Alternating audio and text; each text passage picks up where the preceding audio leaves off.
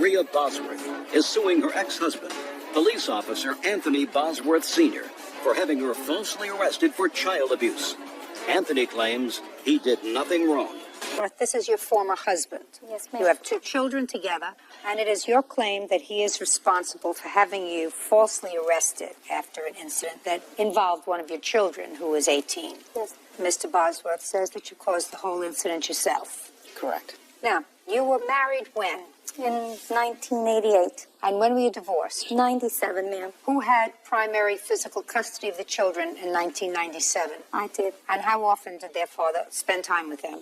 Not that often, ma'am. How often, Mr. Bosworth, did you visit with your children starting in 1997? It varied. It usually was once a week. Usually. Sometimes you skipped a week? Sometimes more, sometimes less. Depending on my work schedule. What kind of work do you do, sir? I'm a police officer right now. How long have you been a police officer? Since 1999. And did you have a reasonable relationship with your former wife? No, my relationship with my former wife has been hostile and unreasonable. Okay. Now, I tried to piece together from your complaint and from your answer what transpired on, what date this happened? July 24th of 05. And I gather that you had an argument with your daughter. Yes, ma'am. The argument was about? Her not cleaning her room. Had that been an ongoing problem? Yes. All weekend I had asked her to clean her room. Friday and Saturday. Sunday her room was still a mess. She constantly was on the telephone. And at that point, I removed the cell phone. I told her until she was to clean the room, that cell phone was not going to be given back to her. Now, this is the problem. Mr. Bosworth. Yes. Your former wife takes the telephone away from her daughter, who has not followed a house direction. So far, correct? Correct. And as far as I'm concerned, so far her prerogative. Would you agree with that? Yes, I would. So your daughter calls you on the phone and says to you, she took my phone away. No. Well, tell me what happened, sir, that brought you over to the house that day. I originally got the phone from my daughter. I don't care. Don't give me any stories about giving the phone to a teenage daughter. How did you come over to the house that day, Mr. Bosworth? I had gotten tired of not being able to contact my daughter via the cell phone. Therefore, I went to the house that day. On July 24th of 05. July 24th, you tried to contact your daughter. Yes. And you couldn't. Correct. Go ahead. So the phone was in my name. I purchased the phone for her use. Therefore, I wanted the phone back because if my daughter's not going to be able to use it... Mr. Bosworth, you're skipping a step, sir. Yes, ma'am. And don't skip a step with me. What step would you like me to begin at, Judge? I want to know when you found out that your former wife had taken the phone away from your daughter. I had called that day, and my daughter had told me... That's right. ...that she had taken the phone again. So, you went over there because you wanted your phone back. Correct. Wrong! 125% wrong. Your daughter complained to you that her mother took the phone, and you went over there and stuck your nose in where it didn't belong. Because while your daughter is living under her mother's roof, her mother owns the air she breathes. Okay. And if you gave your daughter a phone to use, you don't get in between that sort of discipline between her and her daughter. You interfered with discipline for the person who has primary physical custody of the 2 children. She ignored her mother's direction for 3 days, and her mother said, listen, I'm tired of seeing you sitting on the phone for 3 days. Well, I asked you to clean up the room that's in my house that I pay for. So give me the phone. You come and say, it's not your phone. You give me the phone. Correct. That was the wrong thing to do, sir. Now, did you call the police, sir? When I went to retrieve the phone, my ex-wife slammed the door in my face and refused Because to you came in and said, what did you say, Mr. Bosworth? I asked my ex-wife... What did you say? If she would give me the phone back. What did he say, Miss Bosworth? That's not what you said. Where the F is my phone? That sounds right, Mr. Bosworth. That sounds right, Mr. Bosworth, because how far do you live? About 5-10 minutes from her house. And what were you doing when you called your daughter and said, I can't get in touch with you? I was just hanging around the house, I believe. And what time of the day or evening was it? Early evening. And your family was home? I believe so. And you have a wife? Yes. You have children? Not with my current wife, no. She has children? Yes. That live with you? Yes, at the time. Good. So now you have a wife and children, and you get up and you leave them to go over and retrieve your cell phone. So my sense of that, sir, is that you were annoyed, especially since you indicated to me briefly a moment ago that it's not the first time she's taken away the phone, right? Correct. So you were really annoyed this time. And when you got there, you want me to believe, Mr. Bosworth, that you said to your former wife, "May I please have my phone back?" That's what you want me to believe you said? Your Honor, I am not a loud person. I'm not a violent person. I don't say you're loud or violent, sir. I'm asking you if you want me to believe that you knocked at the door and said, "I'd like my phone back." I'm not hostile to the point where I will curse at her in her own home. I am very respectful of her in her own home as well as my children in her own home. You know, sir, I know you've been a police officer for almost 10 years. I've been sitting here for almost 30. Some things make sense and some things don't make sense. What doesn't make sense is why somebody would get in their car in the evening, leave their family, and go over to their former wife's home where there had been a dispute with an adult child, because she's 18 years old, and there was no indication that her mother had beat her, had tied her to a radiator, had stripped her down and throttled her with a belt. She took away her cell phone because she was being disrespectful. You left your family, you went over there, and you caused a problem. No, I did not. Oh, yes, you did. Did you call the police? Before the problem. Did you call the police? Yes, I did. Because you didn't get your cell phone. Because I didn't want a problem with my ex-wife. Slam the door. Mr. Bosworth, you're not following me, sir. If you think that you're right, I'm here to tell you that you're wrong. And I'm usually very, very respectful of police officers because I think that they do a very tough job. You abused your position as a police officer by calling the police to go over there and retrieve a cell phone. At that time. They have better things to do than to deal with your ego. They have people to protect. And if you wanted your cell phone back, all you have to do is you call and you say to the cell phone company, "I'm discontinuing the service on this cell phone." That's it. And you tell your daughter, "Listen, you want to live with your mother? You got to live with her rules. I'm not interfering with that." You chose to interfere with it, and you made a big to-do over nothing. And if you feel as if you're being dressed down today, you are. You are being dressed down because you did the wrong thing. That doesn't mean that you have a case, Miss Bosworth. That means that he behaved badly. Yes. So far. Yes. Judge Judy continues in a moment. I said, "I don't have his phone." This officer said, "You're lying." At this point, he came around, handcuffed me so quickly, I couldn't even tell you how he put the cuffs on me. Real cases, real people. Judge Judy. Maria Bosworth claims ex-husband, police officer Anthony Bosworth Sr., had her falsely arrested for child abuse. Anthony says Maria got herself arrested.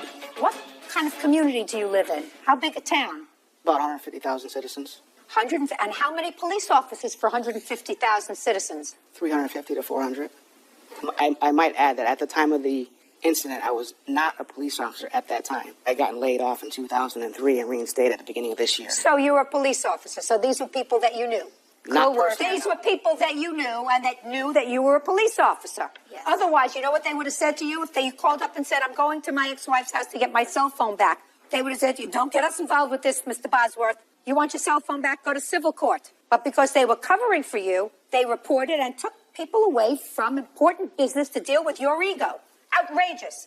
Okay, so what happened when the police got there? He had called me on the phone and was rude and belligerent, and I hung up the phone. That's why he got to my house so quickly, because he was upset that I hung up, because I was not going to tolerate him being disrespectful on the phone. When he got to my door, he rang the bell excessively. I would say 20 to 30 times. And when I got to the door, I slammed the door. I told him, "You don't know what's going on. You need not to meddle." He never asked me what had occurred for me to remove the cell phone from my daughter. So at that point, I went back to baking as I was. I realized I needed some additional spices. I left, and Mr. Bosworth's outside, and he said, "Where you going? The police are on their way."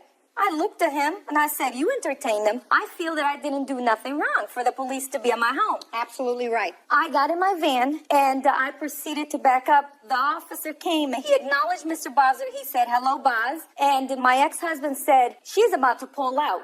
The officer said, "No, she's not. Pull that van forward." At that point, I complied.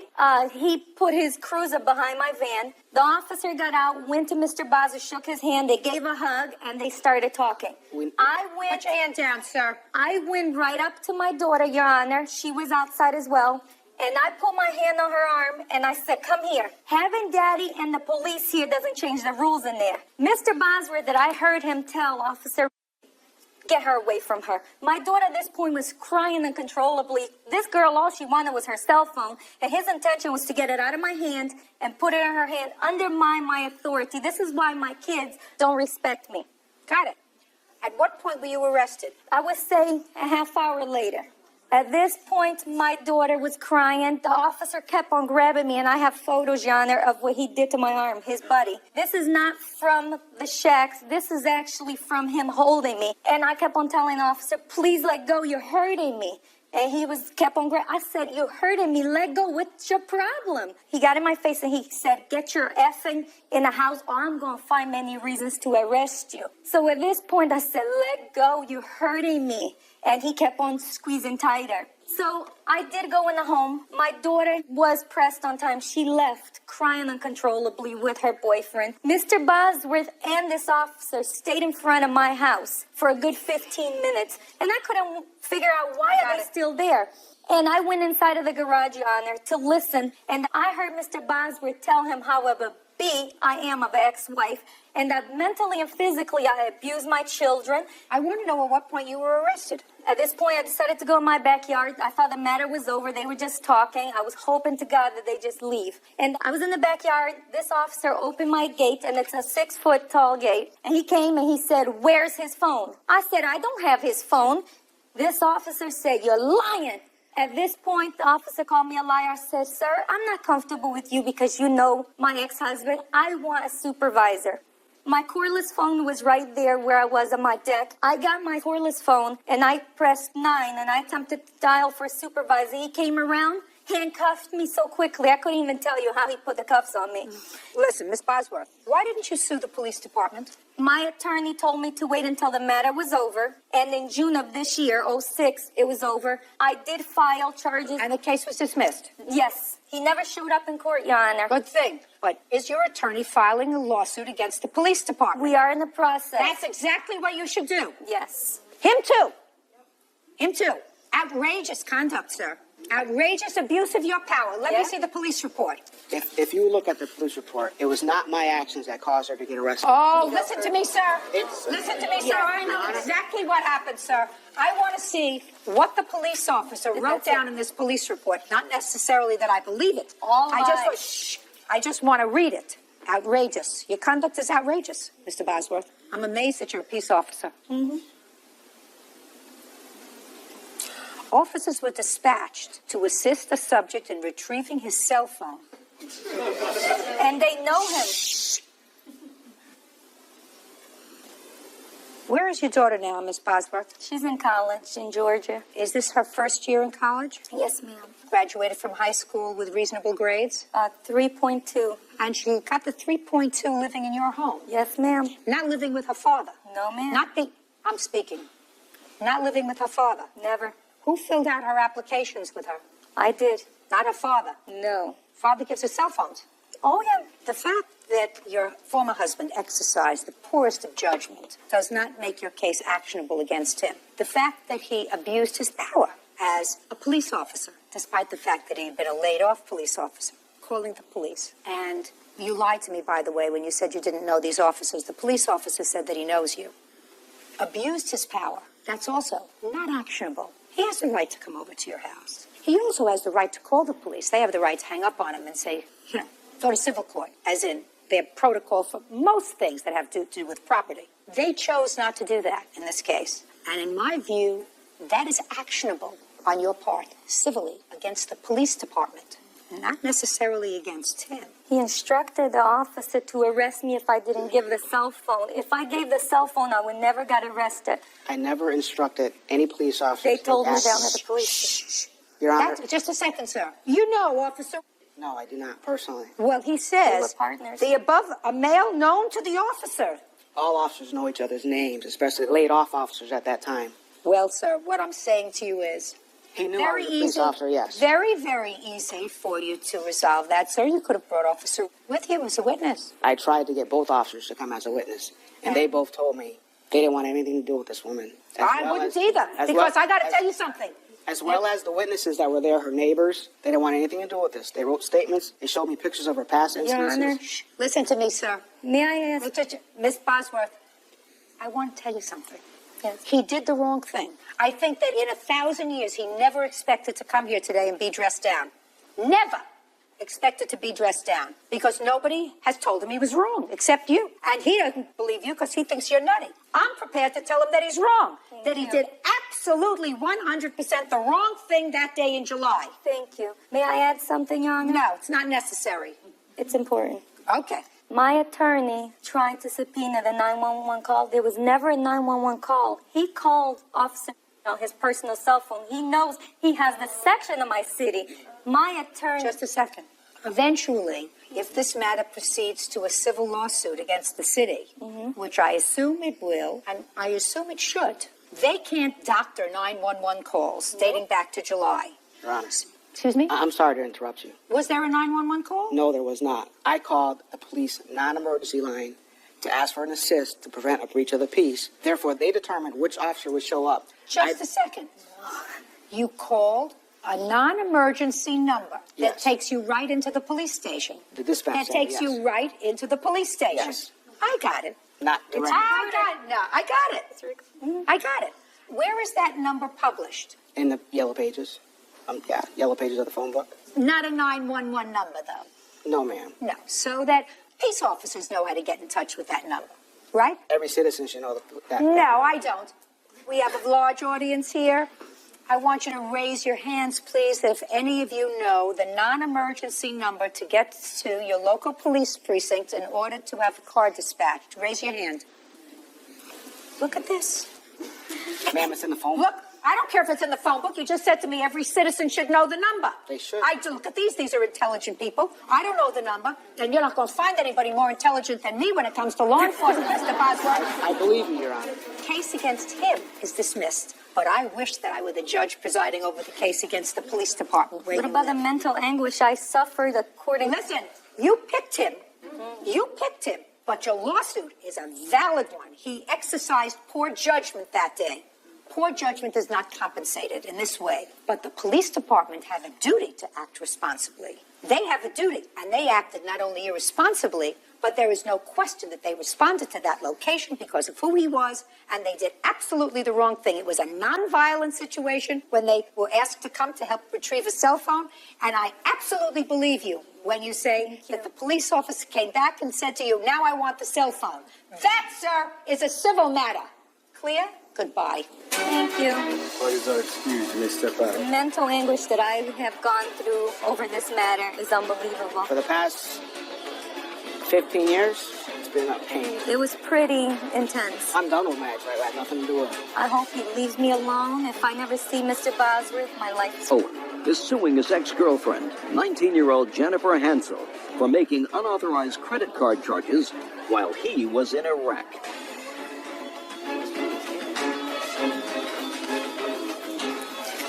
That's case number 143 on the calendar in the matter of Owen versus Hansel. Parties have been sworn in, Judge. You may be seated. Ladies, have a seat, please. Mr. Owen, the defendant was your girlfriend, and subsequently you became engaged. It is your claim that at some point you were foolish enough to give her a credit card that she was supposed to use, according to you, for emergencies. The only problem, Mr. Owen, is her definition of an emergency and yours were different. Is that right? Yes, Your Honor. And you're no longer a couple. You want her to pay you back for those credit card charges. Yes, Your Honor. And second, you purchased a car. The car was for her. You took back the car. You'll explain why. And at this point, if you went to sell the car, you believe that you would be short $3,000, something like that, in the shortfall of what you could sell it for and what the loan is that you're responsible for. Yes, so you Your wanted to pay for that. Yes, Your Honor. That's a big problem, sir. I'm going to explain the legalese to you in a moment. By the way, Miss Hansel says the credit card was a gift and the car you took back, and she's counterclaiming for some harassment nonsense. So I'll hear you in due course. When did you start dating the defendant? The defendant and I started dating about September 11th, Your Honor. About a week and a half before I left Iraq, Your Honor. Is that when you met her? Yes. 2005, Your Honor. When did you give her the credit card? I gave her the credit card in February, Your Honor. And you were still in Iraq at that time. What did you do, mail it to her? Yes, I did, Your Honor. So far, is that correct? Why did you mail her a credit card? You knew her for a week and a half. At this time, Your Honor, Jennifer and I had become very close over the phone when I was in Iraq. We had fallen in love. I trusted her very much. In February, she had got evicted from her house, and she had no place to go. Do you know why she got evicted from her house? Because she had thrown a party at her house. That's not true. Well, you didn't answer me yet.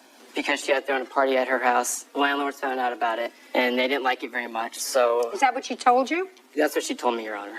So, she gave him 2 weeks' notice that she was leaving, and she came home from work one day, and all of her stuff was out in the lawn, and she had nowhere to go. At that time, Your Honor, she had no money, so she had asked me to loan her some money so that she could find a place to stay, get food, and whatnot. So, I told her I would put her on my credit card as a secondary, and she could use it for emergencies purposes only.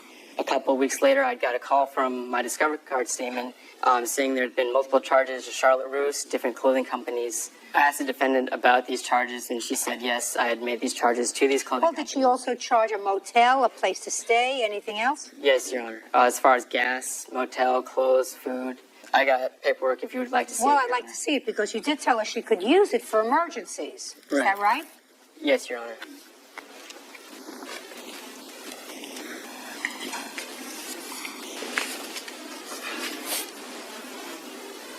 You went to stay at a Best Western Hotel? Yes. Albertson certainly is food, Exxon is gas, Chevron is gas, and Taylor stores. You went shopping for clothes. I had a new job, and the clothes that I had did not fit the dress code. That's too bad. Did you ask him if you could use the credit card for clothes? Yes. And what did he say? He said it was fine. Is that right? No, it's not, Your Honor. I asked the defendant about it, and she said I needed them for work and that I would pay you back. Okay. What'd you buy in Abercrombie and Fitch? Clothes as well. Also for your dress code? Partly, yes. Button-down polo shirts. Where were you working, by the way? I was working at R.W. Smith in the mailroom. And you needed a new wardrobe for the mailroom. What'd you buy at the Coach store that you needed? That was a present. I didn't buy that. Present for? From him. He was in Iraq. You can make online purchases. It was not something that I bought for myself. Did you buy her a pocketbook at Coach? No, I did not, Your Honor. There is a receipt there showing that with her signature from the Coach store. Well? It was a present from Conor Allen. You mean he called and ordered it, or you went and picked it out? What was the date? What difference does it make? How many Coach bags do you own? More than one. How many? 4. How many did you get in 2006? 3. From whom? 2 were presents. 1 I bought myself. When did you buy the one yourself? January. This isn't that one. When did you get the presents and from whom? Both from him. What month? 1 in March and 1 when he had returned in May. This wasn't May, so you must have gone in to pick it out yourself, right? This was in April. April 15th. So you went to the store, picked it out yourself, and bought yourself a present from him.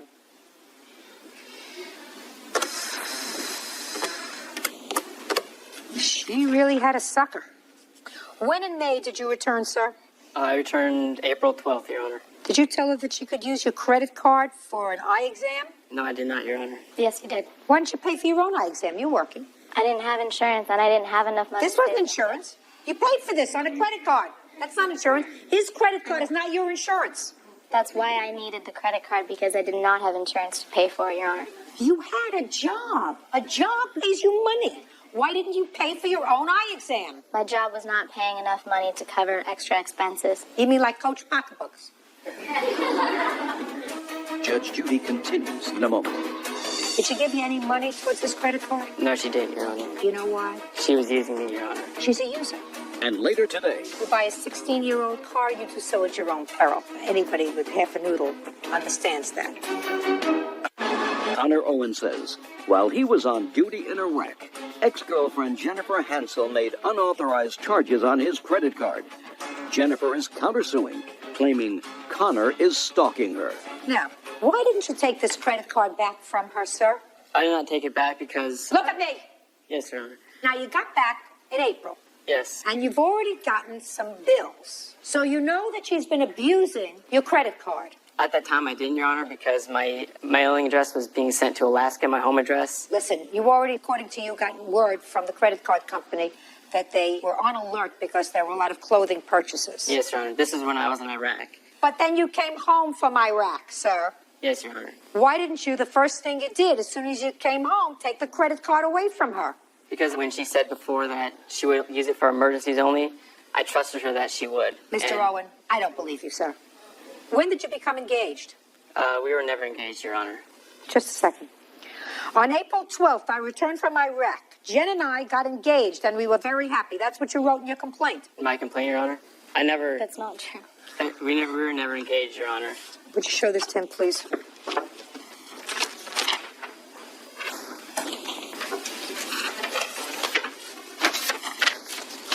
That is your signature on that document, is it not, sir? That's the complaint. Yes, it is, Your Honor. And what does that say, where I have made a big star? It says Jen and I had gotten engaged and we're very happy. I assume you read that before you signed it? Yes, I did, Your Honor. Thank you. I'll take it back now. When did you break up? We broke up June 5th, Your Honor. Why? She didn't want to have a relationship with me anymore, Your Honor. When did you take your credit card back from her? The same day, Your Honor. And between the time you got home in April and June, did she give you any money towards this credit card? No, she didn't, Your Honor. You know why, Mr. Owen? She was using me, Your Honor. That's right. But she could only use you if you allowed yourself to be used. She's not a nice person. I realize that now, Your Honor. Well, that doesn't make a lawsuit, Mr. Owen. She's a user. And if you had stayed together with her and she didn't pay you this money, you wouldn't have sued her. You decided to sue her because she broke up with you. Now tell me about the car, and then I'll tell you what your problem is with the car. When I was in Iraq, Your Honor, she had a very unreliable car that was breaking down. I got back and we went to South Bay Volkswagen to purchase her new Volkswagen Jetta. They would not approve it because her credit is not sufficient enough to have a vehicle. She can't pay for an eye exam. She can't pay for a new Jetta. Yes, Your Honor. I talked to the finance officer. He said we can't approve it with your name under it. Jennifer and I had talked about it, and we had made a contract stating she was financially responsible for the vehicle. I had nothing to do with all finances. Did she make the payments? No, she didn't, Your Honor. So you took the car back? Yes, I did, Your Honor. Where's the car now? I'm trying to sell it right now, Your Honor. You can't anticipate, sir, in a lawsuit what you're going to get for your car. That means that I would have to speculate as to what you would get for the car, and we don't do anticipatory lawsuits in this country. Unfortunately, that means that what you have to do is you have to sell the car and then sue her for the difference. Then you have an actual damage. Right now, you only have a speculative damage with regard to the car. Now, who are you? I'm his mother. You didn't tell him good enough. Yeah. That's it. Took the car to a dealership yesterday. I don't care what you took the car to a dealership and what they told you, madam. That's hearsay. He has to sell the car, and then he has to sue her for the difference between what he got for the car and what's owed for the car. And if the court finds at that time that there was a contract that she did not fulfill, the court will enter a judgment against her. I suggest you do that. Okay. What? Your Honor, I'm also suing her for the down payment of the car and the first car payment. You can't do that, sir. You're in love. And because she disappointed you doesn't mean that you now can come back and sue her for all the things that you really gave her when you were in love. Now, if you were notified in Iraq that she was using this credit card for non-emergencies, somebody that you knew for 1 week before you went there, and you cut off your credit card and sued her for the things she had purchased, I would say, perfect. But what you did was you allowed her to continue to use that credit card even after you came home without taking it back from her, without calling up and canceling it and saying, listen, I love you, honey, and I want to be with you forever. But until we're married, you can't have my credit card. And I'm certainly not going to put down for a down payment on a car, for the first car payment for you, because you haven't paid me back what you owe me on the credit card. Right? Yes, Your Honor. That's a gift. Or stupidity. I don't know which one. Either one I don't deal with. Put your hand down, sir. Now, you have 30 seconds to tell me about your counterclaim, madam. My counterclaim is because of 3 instances of breaking and entering. I have 2 police reports to support that and repeated stalking. Time's running. Would you like to see the copies of the police No, what'd you reports? tell me? He broke into my house once after we had broken up, begging me to get back together. I said no. He left hastily. Broke in a second time for the same reason. Again, I said no, and he left again. And the 3rd incident was stalking and threats at my workplace. Well, tell me about the stalking and threats at your workplace. Stalking, he was seen at my workplace, waiting for me to come. Did you see No, him? my witness. This witness? Yes. Step up. Your name? My name is Rachel, and I'm a witness. Rachel is a first name. My name is Miss Spence. Okay, where do you work? I work in the same mall as she does at Lens Crafters. Let me hear you. Well, I've seen him. I caught him stalking Miss Hansel right here during Stalking work. is a judicial determination. You saw him doing what? I saw him watching her while I was at work Watching her from where? from behind like a corner. And? And it seemed kind of creepy to me, personally. Which I thought was kind of weird, which is why I'm here. And how many times did you see him watching her? I've only seen him once. When was that? That was about a month ago. I'm not sure the exact date. In the month of? The month of May. Was I looking at you? No. The month of May. Correct. Well, in the month of May, they were still a couple, madam. They didn't break up until June. So maybe he was just waiting for her. Thank you. Good night, sir. Judge Judy continues in a moment. Next time, pick more carefully. Not everything that has a pretty face is a nice person. And later today, If you wanted that she had full coverage on the car, you put it in the contract. I'm not a car dealer, Your Honor. I don't give a rat's two whether you're a car dealer or whether you repair antennas on Mars. real cases, real people. Judge Judy. Connor Owen says, while he was on duty in Iraq, ex-girlfriend Jennifer Hansel made unauthorized charges on his credit card. Jennifer is countersuing, claiming Connor is stalking her. Okay. Did he ask for any money from you? Yes. When? He asked both times that he had broken into my house. And what did he say? He said, "Give me the money you owe me." And what did you say? How much? Mm-hmm. And each time it was a different random dollar amount. I asked him to explain to me what it was for, and I would be more than happy to pay him for it. Oh, well, now he's here to tell you. I'm waiting for the dollar amount and why. Well, let's start out by the fact that you acknowledge that he gave you this credit card because you called him and said, I have no place to stay. I'm broke. Can you help me for this emergency? And he gave you the credit card. And I want you to assume for the purpose of your answer, madam, that I don't buy your Ann Taylor or Abercrombie and Fitch purchases as necessaries. Do you understand? Yes. So how much do you think you owe him? I haven't even tried to total it up, so I'd feel uncomfortable giving you an exact dollar amount. Good. If I told you that the merchandise purchases that you made totaled $1,500, would that sound right to you? Yes. Good. Judgment for the plaintiff in the amount of $1,500. Next time, pick more carefully. Not everything that has a pretty face is a nice person. Yes, Your Do Honor. you understand? Yes, Your Honor. Counterclaims dismissed. That's all. Parties are excused. You may step out. At the time we were dating, I didn't think I was being taken advantage of because we were dating and the feelings we had for each other. But now that I look back on it, I think you see he was stupid. I think his motivation was to get revenge for the fact that I don't want to be with him anymore. He's a nice guy. I have 5 boys. They're all nice. We taught him to give to other people. I think he's a really nice guy, and it's a bummer that it didn't work out. Hopefully I can just move on and she can move on and go about her business. And now the next case. All parties in the matter of Brading versus White. Step forward. 26-year-old Amber Brading is suing her ex-boyfriend, 25-year-old Brandon White, for crashing her car while driving drunk. Brandon says the insurance company has already paid the bill. Miss Brading, you and Mr. White were friends. You went out drinking together one evening. When was this? This was on the night of February 1st. Where do you live? I live in Dayton, Ohio. Just recently I moved to Dallas, Texas. Was it just the two of you going out drinking? Yes, Your Honor. Okay. This is your lawsuit. You claim that the defendant was the designated driver that evening, that the two of you went out drinking, and that both of you drank. On the way home or on the way from one place to another, he got into an accident and totaled your car. And your insurance company paid you out, minus the $500 deductible on your insurance. So far, am I correct? Yes, Your Honor. So you want Mr. White to pay you the $500 deductible, and because you couldn't replace your car with what the insurance company gave you on the car, which was how much? They gave me $1,976, I believe. So because you couldn't replace a car for $2,000, in addition to the deductible, you want him to give you another $2,500 because that's what you had to put down to get another car. That's your lawsuit. Yes, Your Honor. Mr. White says a couple of things. First of all, he claims that you drugged him that evening. As far as the rest of the claim is concerned, he says, you're really crazy. All right, Miss Braden, what do you do for a living? I'm currently a waitress Where? at Sullivan Steakhouse in Dallas, Texas, Your Honor. What about you, Mr. White? I work in a restaurant as well. What restaurant? Bob Evans. What do you do? I'm a manager. And where is Bob Evans? On Dorothy Lane in Dayton, Ohio. February 1st, 2006. Tell me about that evening, Miss Brading. That evening, I went to Mr. White's house, and I picked him up. We had plans to go to Bargo's. He agreed to be the designated driver that evening. Stayed there for a few drinks. Exactly what he drank, I'm not sure of. And then we went to Tailgaters, a different bar approximately 10 miles away. I insisted we call a cab for that evening, and he said, no, I'm okay.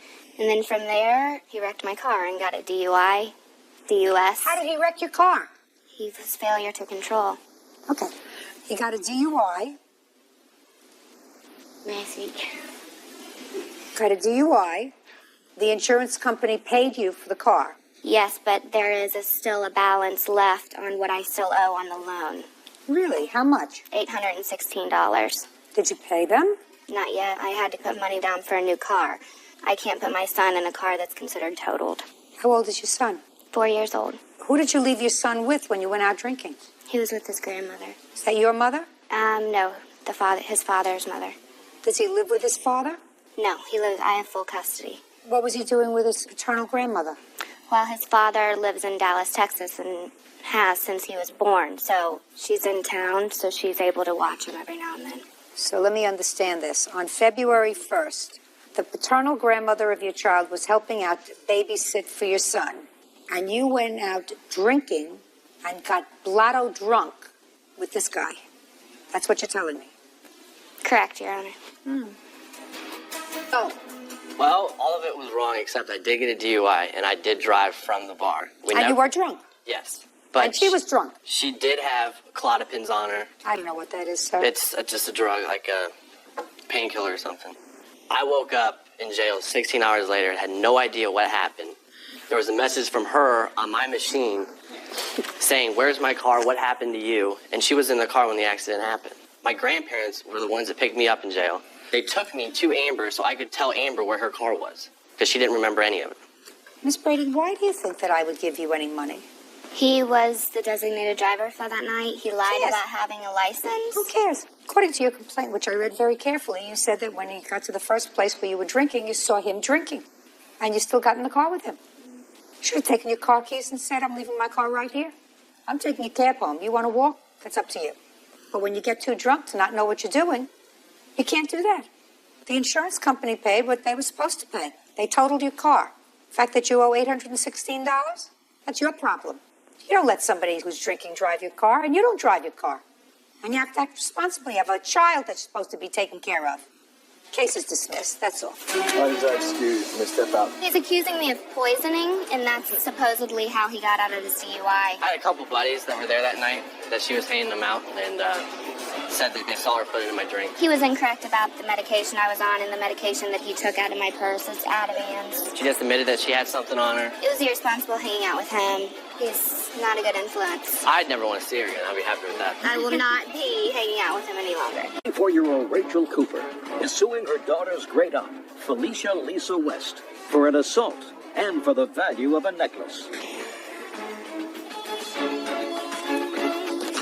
Now it's case number 81 on the calendar, the matter of Cooper versus West. Thank you. You're welcome, Judge. Parties have been sworn in, Your Honor. You may be seated. Let's see, please. Miss Cooper. Yes. Miss West is the paternal aunt of your baby. Yes. Who's the father of your baby? He's sitting right there. What's your name? Thomas Robinson. How old are you? I'm 24. Just your only child? Yes. And since he's sitting over there, I assume you're not together. No. How old is your baby? She's 6 months. Do you have a drug problem? No, I don't. Have you used drugs? Yeah. Before I had my baby. Have you used drugs after she was born? No. I drank a little bit, but... What was your drink of choice? Remy. Remy? Yes. Remy Martin. Cognac. It's pretty heavy stuff, isn't it? I guess, for my age. Who do you live with? I live with my mom now. Who else lives with your mother? My dad. Your lawsuit alleges that Miss West is babysitting for your daughter. You went to get her. Miss West refused to give her to you, and she assaulted you. Miss West says that when you came to pick up your daughter, you had been drinking. She felt that the child was at risk. She refused to give you the child. She says that you, in fact, assaulted her. So, when did Miss West start to babysit for your daughter? This was January 2nd. This was the first time that she has ever babysitted for me. How old was your daughter at that time? She was born in November, so about 1.5 months. And why was Miss West babysitting for your daughter? Because I figured the father's family never sees a baby, so I figured, let me give them a call so they could see her. So in turn, they came to pick me up, and she decided to watch the baby. She offered to take care of the baby. All right. She said what to you? She said, oh, I could watch her for you. You could go out, have a good time. And did you do that? Yes. That was on January 2nd? Yes. What time? This was probably in the evening around 8 o'clock, 8 o'clock. Good. When did you come back? I came back the next day. Where did you go that night? I was with her niece, Katie, and Lisa's daughter, and some of her nieces. Where did you sleep that night? At her sister's house. Okay, so the next day you came back on January the 3rd. Yes. What time? I came back around 10 o'clock in the morning. Go ahead. So I went over there, was with my baby for that whole day. Was Miss West at home? Yes, she was at home. Okay, keep going. So, anyways, that same day, she ends up telling me that, it's time for me to go home. I said, okay. She says, but you could leave your baby here, and I could watch her for you overnight. I said, oh, no, that's okay. I could go home. She said, are you sure you're going to be able to take care of the baby because you've been drinking? I said, of course I'll be able to take care of my baby. I'm fine. Had you been drinking on the 3rd? Yes, I was drinking a little bit. It was New Year's, so, yeah. No, the 3rd is not New Year's. Yeah. New Year's is December 31st. The 3rd is not New Year's. On the 3rd of January, had you been drinking? Yes. What were you drinking? The Remy? Yeah. And then you wanted to take the baby home? Yes, so. And she said no.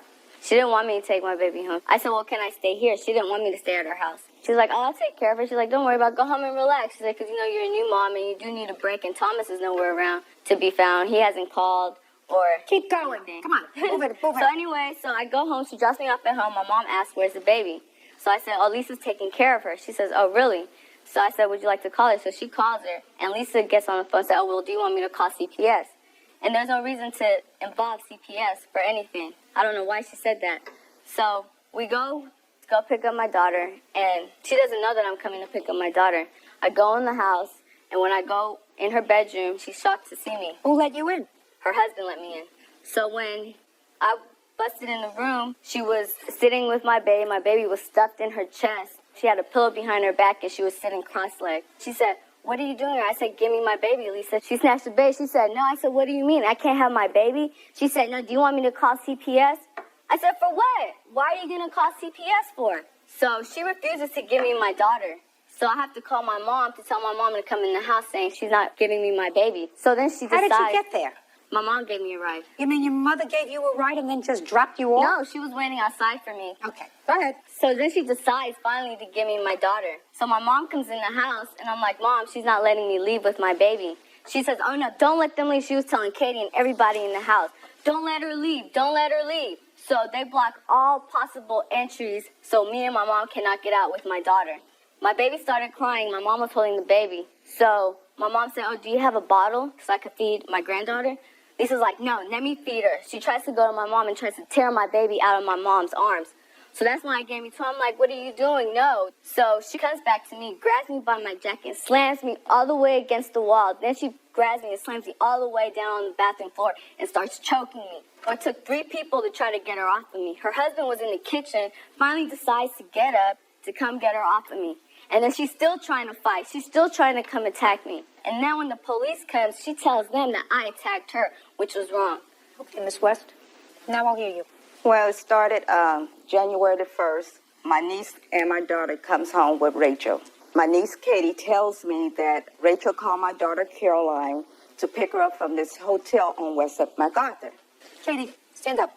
Tell me what you saw when you got to the hotel. Okay, Rachel was drinking with some guy, and the baby was just crying, and it just seemed like the baby... How did you get to the hotel? I drove. Who had you heard from that caused you to go to the hotel? My cousin. Who were you in the hotel with? I was with my friend. He was helping. What's his name? His name is Jose. And what were you drinking with Jose? I'm drinking some Remy. Go ahead. Anyway, I took the baby from Rachel because she was crying. I rubbed her stomach. It seemed like she had colic. And I said, Rachel, do you burp your baby after you feed her? Rachel said, no, this is my first child. I really don't know what I'm doing.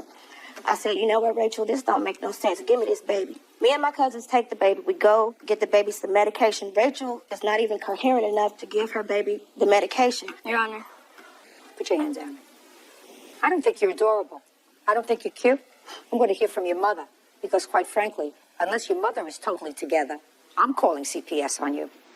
You understand that? Yes. Do you understand why? Why? Remy. Judge Judy continues in a moment. She is incapable of taking care of a child. I'm not capable. Incapable. She has no judgment. Bill Cooper says she was assaulted during a custody exchange by her daughter's great aunt, Felicia Lisa West. Felicia claims Rachel is an unfit mother and is countersuing also for assault. Stand up. Who has legal custody of this child? Rachel. Well, that better change. That better change. She is in no position to have legal custody of this child. And unless somebody who's responsible has custody of this child, Child Protective Services is going to take the child and give the child to a stranger. Maybe to Miss West. Who knows? Your daughter is acting irresponsibly. Don't you understand that? I do understand, but I do not understand the reason why Miss West had to assault her. That I don't understand. Listen to me. I don't understand why you would allow your daughter, who was intoxicated, which she clearly was on the 3rd of January, to go back to Miss West's house and tell her to go inside and take the baby.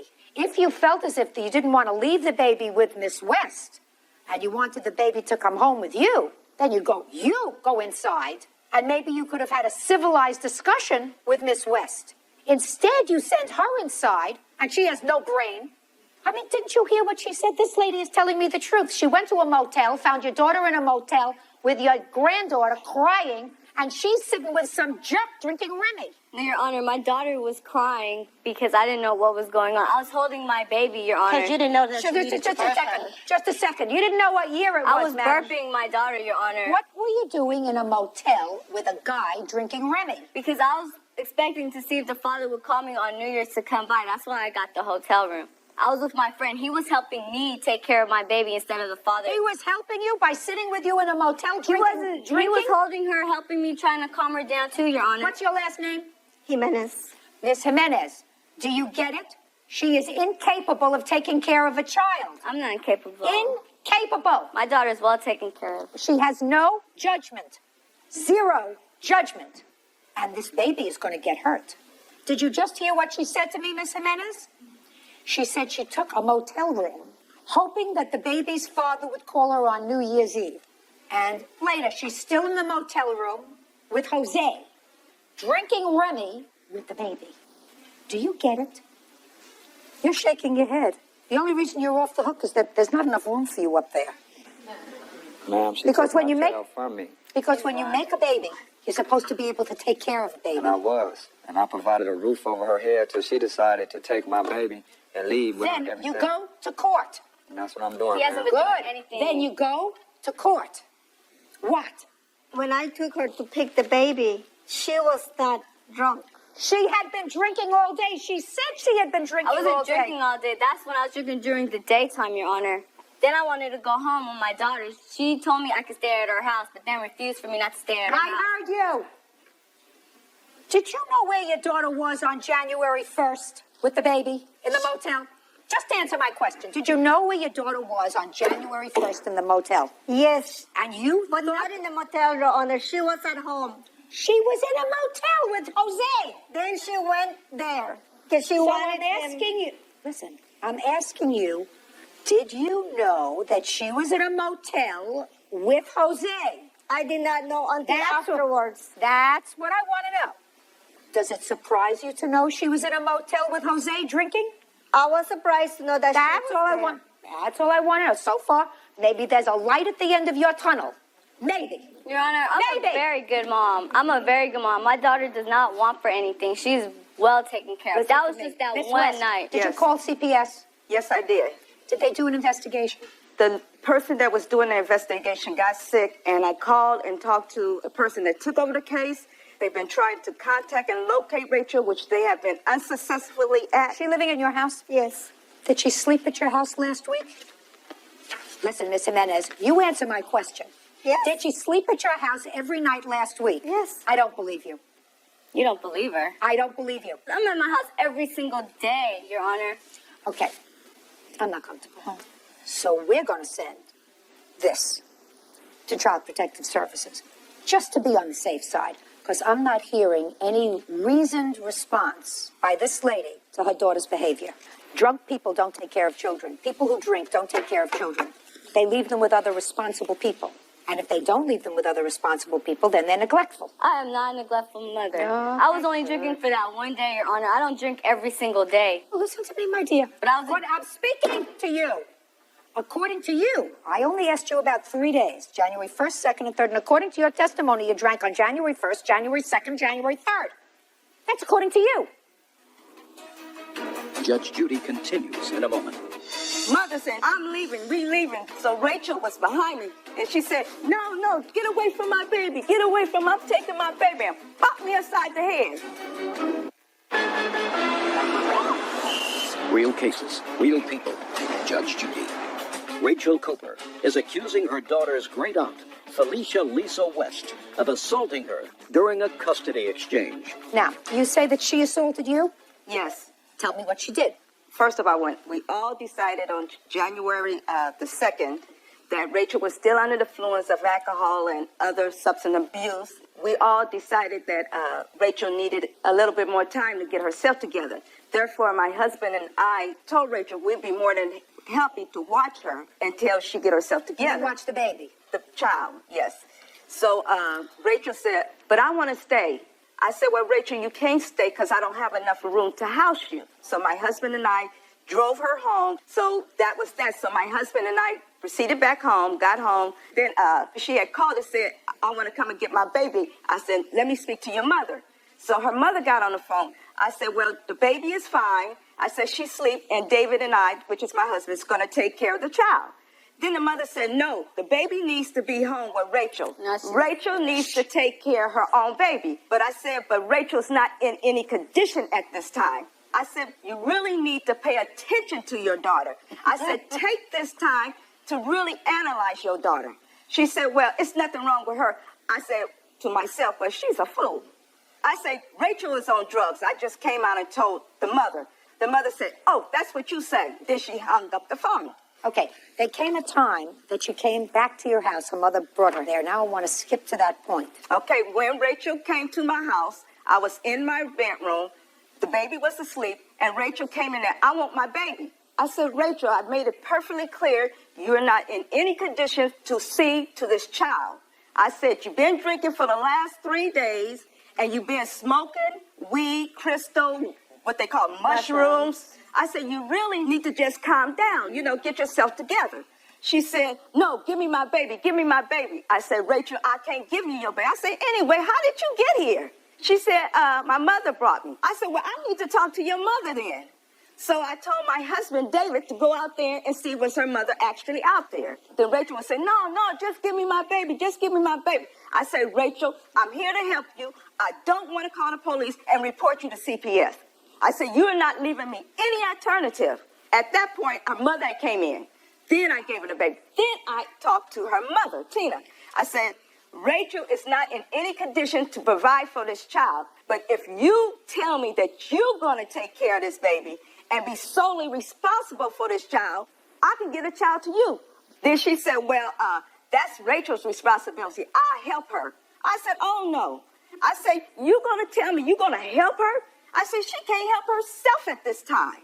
So mother said, I'm leaving, we leaving. Then I said, no, you have to wait for the police. So Rachel was behind me, and she said, no, get away from my baby. Get away from, I'm taking my baby. And pop me upside the head.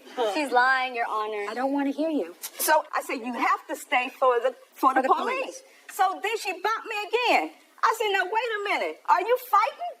And then she just took off, and I said, I just had gastric bypass surgery. I'm not strong. And she just commenced on. So, hey, I'm going to defend my stomach and everything. Gotcha.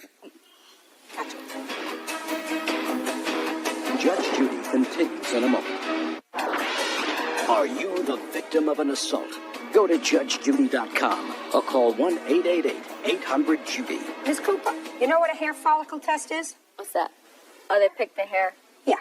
We take a piece of your hair, and the hair will tell us whether, in the past year, you have used any drugs, because it remains in the hair shaft, and if you've used alcohol, how much. You prepared to take a hair follicle test? I felt that there's no reason to You take prepared? My question is, that requires a yes or a no answer. You say that you did not use drugs and you don't have an alcohol problem. So my question to you is, are you prepared to take a hair follicle test? That requires a yes or a no answer. No, I'm not going to take a hair Right. follicle test. For what? Correct. I'm here for the fact that this woman assaulted me. I don't believe she assaulted you. She did assault me, Your Honor. This woman is lying through her teeth, Your Honor. Miss Cooper, now your mother knows. If I said to you, Miss Jimenez, I have serious questions to whether or not you abuse drugs, and I can find that out very easily. Are you prepared to give us a strand of hair so we can do a hair follicle test? What would you say to me? Yes. Of course. What did your daughter say to me? She said no. Do you know why? I've been in this business for 40 years. I know why. But Your Copy of Honor, I'm speaking. Copy of this case will be sent to Child Protective Services. Your lawsuit is dismissed. So's your counterclaim. You would not have filed this counterclaim unless you filed the lawsuit, correct? Correct. We'll take care of what you wanted to do, which is at least try to have this baby protected. Child Protective Services will do a follow-up now that she's declined to take a test. Do you understand? Yes, Your Honor. Do you understand? Now, I don't know what you do, but you got to get more together and you got to get involved. It's not up to her to take over your responsibility. I ain't seen That's my all. baby. He doesn't take care of his child. She took my baby. Oh, whatever. Good. Wait, right. She took my baby. Judge Judy continues in a moment. And on the next Judge Judy. Justice has not been served, but God take care of her. Most of all, I was very pleased, and I thank God for her seeing how the mother was in denial. I see that she takes good care of the baby. You should see the baby. It's a beautiful baby. I haven't seen my child since she was 4 weeks old. I provided a roof over Rachel's head. She didn't have to pay no bills. Yeah, I've been drinking probably like day before yesterday, 3 days ago, but my daughter is well taken care of. I'm not an alcoholic. Rachel ain't. She not a good mother. Now I'm going to put it in God's hands and pray on it and do the best that I can to get my baby and raise my child. And now the next case. All parties in the matter of Guerriero versus Chase. Step forward. Stephen Guerriero is suing the mother of his daughter, Joanne Chase, for a loan to move. Stephen says Joanne took the money but never moved. Mr. Guerriero, you and Miss Chase have a 12-year-old daughter together. That's correct. The child is currently in your custody Yes. and has been so for the last year Year and a half. and a half. It is your claim that you made a loan to Miss Chase at a time when she was in need, and you want that money back. The loan was $1,000. Miss Chase acknowledges that you gave her $1,000 about a year and a half ago. You'll give me the exact date, but she said the money was not given as a loan. It was given in order to protect your daughter, who was then living in an unhealthy situation with Miss Chase and her husband. Why did you need money, Miss Chase? Because I needed to move out of my home that I was living in to get my own apartment with my daughter. What did you say to him when you called him? I asked him to loan me $1,000 to move out, to get my own apartment, which he wasn't happy with me living with my husband. So I asked him to loan me the money, and on contingency of us selling our home, I would pay him back. Well, when did you add this little contingency? When I asked Look him... at me. Don't look on the floor. I'm sorry. And, certain things make sense and certain things don't. So, Miss Chase, make sure you don't tell me anything that doesn't make sense, because if it doesn't make sense, it's not true. He knew that I was going to be selling. Don't tell me what he knew. I just want to hear what was said. Okay. I asked him to loan me the $1,000, and that I would pay him back as long as I sold my home. Did she say to you, can you loan me $1,000 until I sell the house? That's partially correct, Your Honor. Okay. She said, until I sell the house. Well, there was a contingency made after I reluctantly gave her the money, and I did give her the money, of course, because the daughter's safety was at hand. The first thing was, if she sold the house, I would get the money in full. If she didn't sell the house, then once she got on her feet and got everything straightened out, she'd make payments, and I was fine with that, even if it was $5 a week. Sounds reasonable. So, you gave her the $1,000, you moved out. Correct. Go ahead. Well, she didn't move out. That was the issue at hand. Why didn't you move out? I did move out. When? It wasn't right then, but it was within 6 months. I did. What'd you do with the $1,000 for 6 months? I used it to move out, but it was just, I had to wait. My children were in school. I had 3 girls. No, they weren't in school in July. 6 months later, they were in school, but they weren't in school in July. There was a lot of things that were going on that I couldn't just move out at the current time that he had just given me the money. What did you do with the money? Is my question, Miss Chase. Well, I did use it to move out, but it wasn't right You mean that you held month on in to it July. and put it in a bank account and held on to it for 6 months? No, I put it in a bank account. So what'd you do with the money? I guess I saved it at the house. So, why don't you pay him back? Because I didn't sell my house. And what are you doing now? I live by myself and I work. Good. Pay him back. I don't have it. I'm not in any financial position to pay him back. When he was paying child support to you, how much was he paying you? I don't even remember. He does. It was $52 a week, Your Honor. And I'm receiving $11.50 a week from Miss Chase, which she's a little bit behind. When he was paying you $52 a week, did you think that that was enough to help support your daughter? No. I thought that that was nothing. $11.50 is even less. Correct, but he should get a job. I mean, you know, he doesn't work. He's not living on your $11.50 a week. Well, then he should get a job. Well, he's living somehow. Yeah, on Social Security. That's not your problem. That's the government's problem if they're giving him Social Security. Right, but I mean, I work and I also, you know, struggle myself to get child support from my daughter's father. What does that have to do with the $1,000 you borrowed from him? I don't know. You know, it's just hard because I do waitress and I have to, you know, work or else I can't pay my bills. Right. You also have to pay back money that he loaned you. I have no idea what you did with the $1,000, but you certainly didn't use it to move out. I don't believe that you saved it, and I don't believe that you hid it in some cookie jar or some coffee can in your house until you were ready to use it. No, I didn't, you know, but I did use it, you know, towards moving out when I did move out. Yeah, right. Well, I don't have to get into any more of this sad tale. Suffice it to say, you owe him $1,000 judgment for the plaintiff. That's all. Oh, thank God for Judge Judy. I think she made the right call. He doesn't have anything better to do during the day than, you know, strum up ideas to ways to get money because he doesn't have a, you know, job. I had a lot of evidence I wanted to bring up, but I don't want to interject and have Judge Judy yell at me, so I kept my mouth shut. Mary Perkins is suing her former tenant, 19-year-old Ashley Hoskins, for unpaid rent and for burning down her house. Now, this is case number 93 on the calendar in the matter of Perkins versus Hoskins. You're welcome, Judge. Parties have been sworn in. You may be seated. Gentlemen, have a seat, please. Ms. Perkins, according to your complaint, you rented a property that you owned to the defendant. Yes, ma'am. Your lawsuit says that she owes you for some rent. She owes you for some damage she did to the property. Yes, ma'am. She owes you for property that was destroyed that you brought into the house after she moved out in order to fix up the house. You believe she's responsible for the house being burned to the ground. Ms. Hoskins says that she's not responsible for the house being destroyed, that you and your grandson harassed her and her boyfriend. She's counterclaiming because she says she was forced to move. How did you find her as a tenant? I have a letter from one of her kin people, from Nadine. She's not kin to me. She's kin to my sister, not me. Is this Nadine someone that you knew? Yes, I've known Nadine since she was a little girl. She's the best friend of my daughter. And Nadine told you about Miss Hoskins? Mm-hmm. She told me that she had a little baby, and her husband was in jail, and she desperately needed somewhere to live. What's he in prison for? He's in prison for, he's got numerous, indictments on for firearms. How long was he in prison for? 5.5 years. All right, so, Miss Perkins, when did she start the lease with you? Okay. Got that too. Questions are going to get harder, Miss Perkins. I wish you had this information at your fingertips. When she started the lease, when she moved out, because you say that she owes you for rent. You moved in when, Miss Hoskins? The beginning of May of 2005. And when did you move out?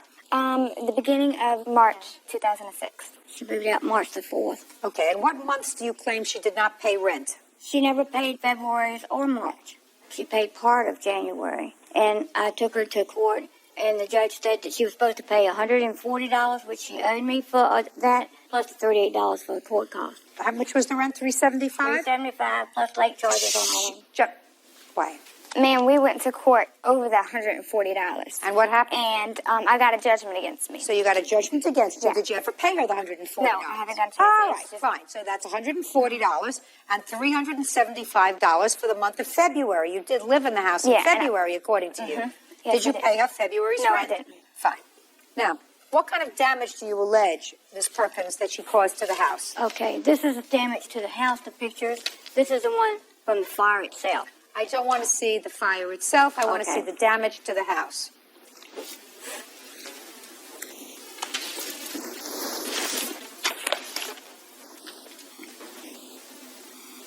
Are you showing me? Are you sure you're giving me the right pictures? Yeah, the ones with the, there's a few holes in the walls. Stove is dented in with no knobs. Was this before or after the fire? That was before the fire. But see, I never got any pictures taken because before I could do that. Were these pictures taken before or after the fire? After the fire. Well, that's what I asked you, so just answer my question, because it looks as if they were taken after a fire. They were taken after the fire to try to pick up parts of the holes and stuff that she'd made before the fire. Okay. Who are you? Detective Roland Grimm. Step up, please. I have an inspection where I called code enforcement on the house, and this is a list of all the things that she had a certain amount of days to fix all the things that were wrong with the house. Listen to me. If you don't like where you're living, it's a free country. You take your baby and you move out. But you don't stay at the place and not pay rent and complain about it. That's just my idea of America. You don't like where you live? Move. All right, Detective, were you assigned to investigate the fire at this house? The arson, yes, Your Honor. Okay, and it was determined to be arson. Yes, it was. So tell me what you know. The problem with this case was that Miss Perkins only cooperated with the police up to a certain point and then stopped cooperating. In what respect, Detective?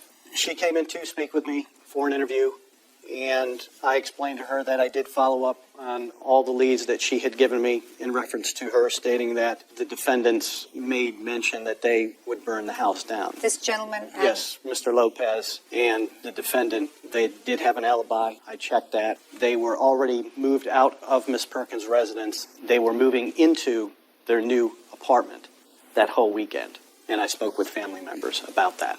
None of the neighbors saw the defendant or Mr. Lopez in the area. The only people that they did see was Miss Perkins and her daughter.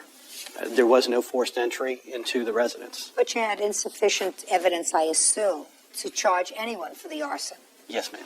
Is it still being investigated? It is suspended at this time unless more evidence comes forth. Miss Perkins originally stated that she would take a polygraph. She brought that up to me when one was set up. She declined to speak with me any further and obtained an attorney. And the defendant?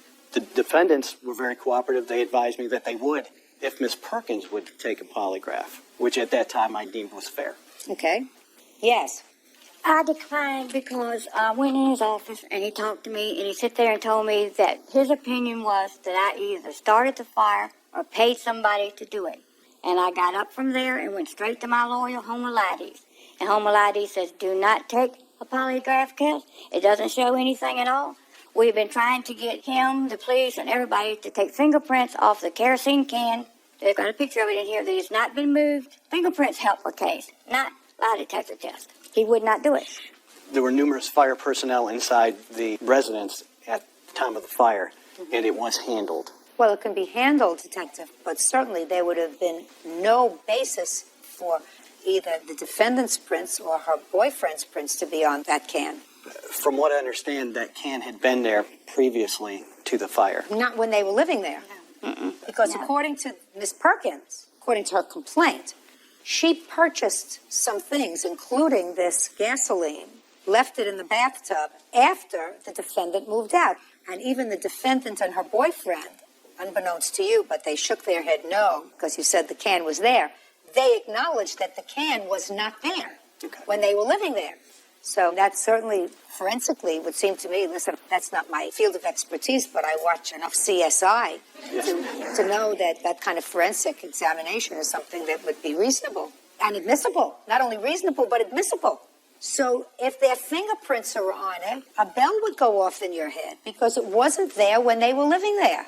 So either the stork would have brought their prints to this can, or it was there as a result of their being there prior to the arson. Yes, ma'am. It's still there. It's still there. It's still locked up. Same place. Still there, still locked up. So why don't we go get it? Judge Judy continues in a moment.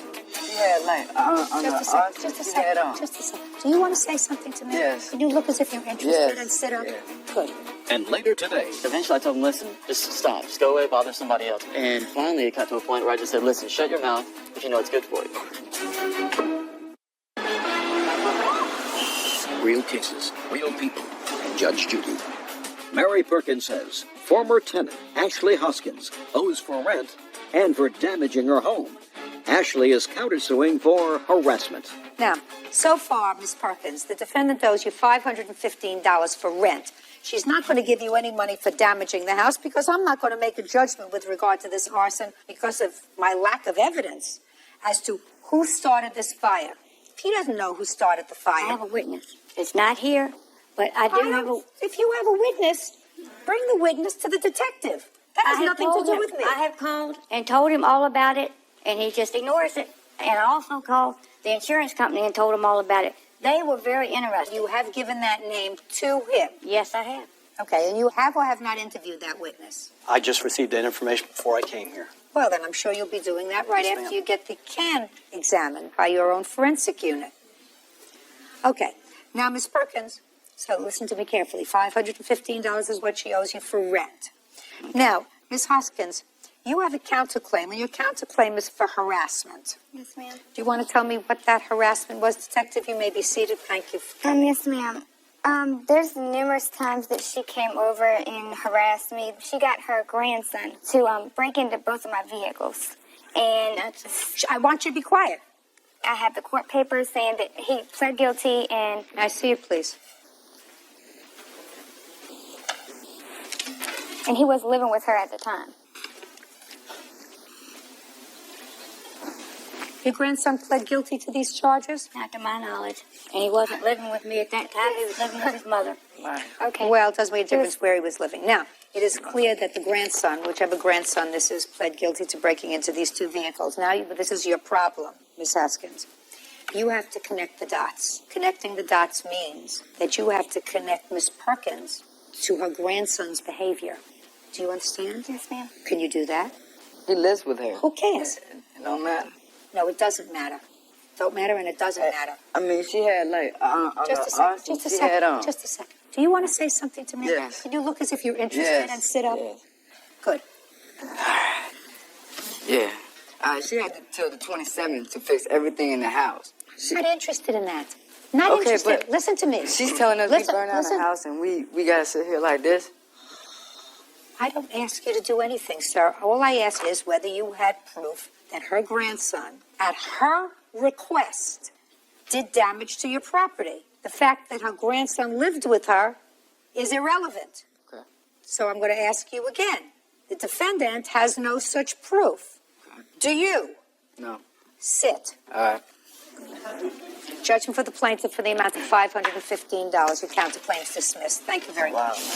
Parties are excused. You may step out. Her grandson was living in her garage, and he wanted us to get out. So did she, so she didn't have to have him living in her garage, and he could come and live in the apartment. Oh, that's a lie. This whole thing is crazy, man. I'm getting out of the landlord.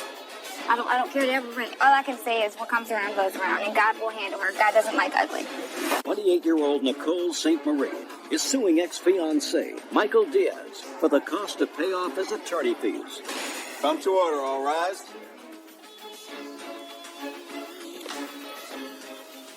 Now, this is case number 14 on the calendar in the matter of St. Marie versus Diaz. Thank you. You're welcome, Judge. Parties have been sworn in, Your Honor. You may be seated. Miss St. Marie, you and Mr. Diaz lived together for how long? Roughly about 3.5 years. And at some point, I gather, you purchased a home.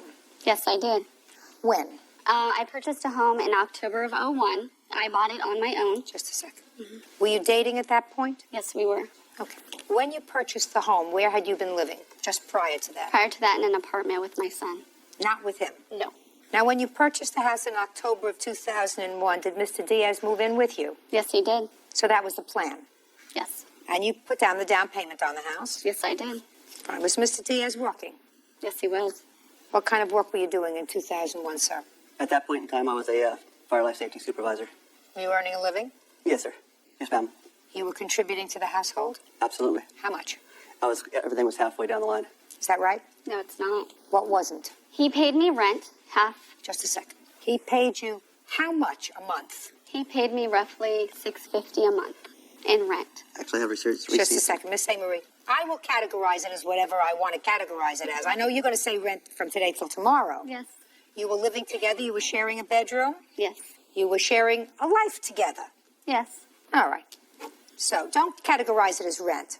He was contributing to the household, according to you, $650 a month. Would he give that to you by check or cash? By check. Were you doing anything else in the household other than contributing this $650 a month? Yes, ma'am. The amount does exceed $650, which I do have all the receipts on. I'd like to see it, please. The reason for these questions will become clear, Ms. St. Marie, because it is your claim that during the course of the relationship, Mr. Diaz had some difficulty with ex-wife over child support. It was actually child custody, ma'am. Or child custody, whatever it was, and you needed a lawyer. And according to you, Ms. St. Marie, you loaned him the money for a lawyer. No, I did not. Well, in effect, you did, because you went to the lawyer, you co-signed for him to get a lawyer, and he ended up not paying, so you paid the lawyer. Correct. And you want him to reimburse you. Correct. And that was, I think, $3,500? Correct. He paid you some? None. Okay. And when was that? That was this past December. Okay, so you actually lived in the house for about 4.5 years. No. He moved out in November of 04, but we were still seeing each other up until April of 05. Did you move out in November of 2004, sir? I'm not exactly sure the date, but I know it was roughly that time frame. Yes, ma'am. Okay. I've got the, Shh. Yes, ma'am. How much, Miss St. Marie, was your mortgage on your house? It was roughly about $1,470. Okay. Let me tell you what his defense is.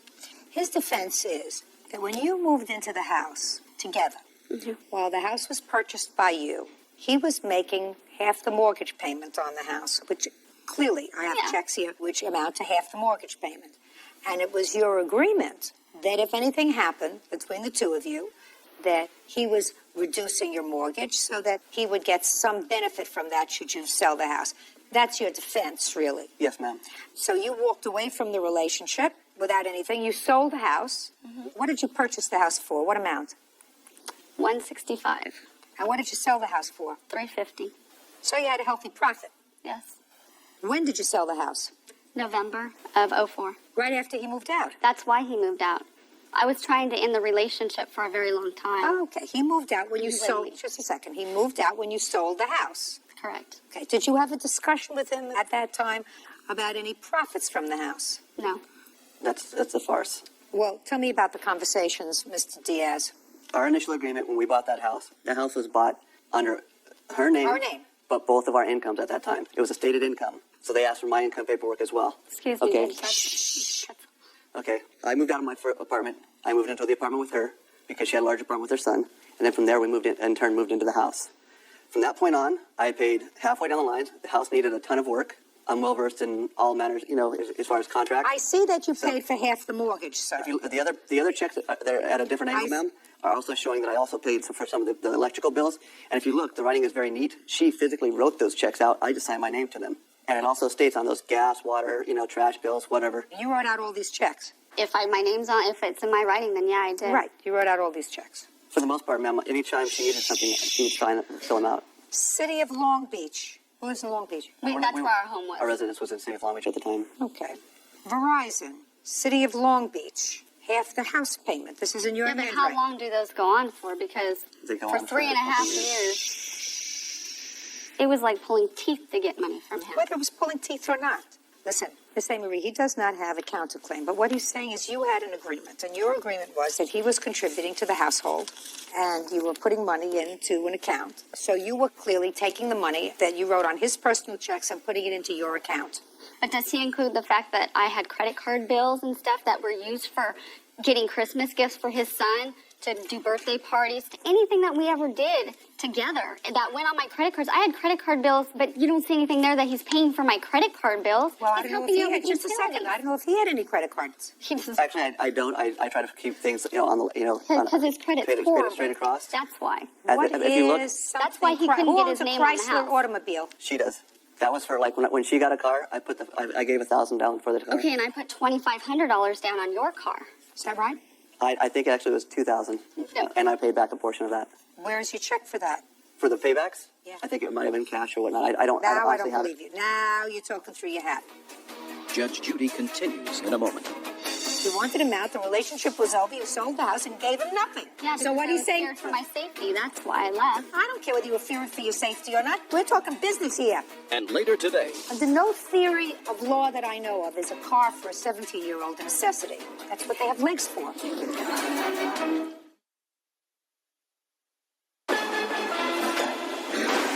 real cases, real people. Judge Judy. Nicole St. Marie says ex-fiancé Michael Diaz owes for attorney fees. Michael says Nicole kept the proceeds from the sale of their house. Mr. Diaz, I want you to tell me, sir, about this lawyer. What did you need a lawyer for? I needed a lawyer because she sat there and she said I shouldn't have to put up with that kind of thing. She'd already gone through something similar with her son and her son's father. So we went in. I proceeded with the court case. She went in with me from the very beginning. She said she would help me out along the way. Just a second. Okay, Did you sign for the lawyer? We both actually signed for the lawyer. I didn't ask you that. Yes, ma'am. Did you sign for the lawyer? Yes, I did. So it was your obligation. Yes, it was my obligation. It was your obligation. It was Yes, your ma'am. kid, Yes, ma'am. your custody, your lawyer. Yes, ma'am. You signed for it, but the lawyer wasn't satisfied with just your signature, Mr. Diaz. No, ma'am. Wanted somebody to co-sign. And why? Which she readily Just a agreed to. second. Not speaking to you. I don't think that he totally played it fair with him, quite honestly. I don't. His only problem is he doesn't have a countersuit. If he had a countersuit, I might deal with this differently, because I do believe that when you moved in together, you had an arrangement, and your arrangement was that you were treating this house as your joint property, even though it was only in your name, that he was giving you half the mortgage payment. You signed for half the mortgage payment when you wrote out the checks are in your handwriting, not rent. It doesn't say rent, Miss St. Marie, it says half the mortgage payment. So I believe that that was your agreement. I don't know why he failed to pursue that when you sold the house and doubled your money. I just wanted to wash my hands of it, ma'am. Okay. He wanted out, and he said, listen, she got a good profit for the house. That's why I have something that said he didn't want to leave. Whether he didn't want to leave or not, that doesn't make any difference, madam. You're not following what I'm saying. What I'm saying is you had an agreement with him. And your agreement was, even though the house was in your name because he had clearly lousy credit, I'm glad you finished my sentence, that you had an agreement with him, and your agreement was that we were going to build a life together. If you ever broke up or sold the house, you would do something with the profits from this house because you were equally putting in money and reducing the mortgage. And you chose not to do that. You wanted him out. The relationship was over. You sold the house and gave him nothing. Yeah, so what I he's was saying scared for my safety. That's why I left. I don't care whether you were fearing for your safety or not. We're talking business here.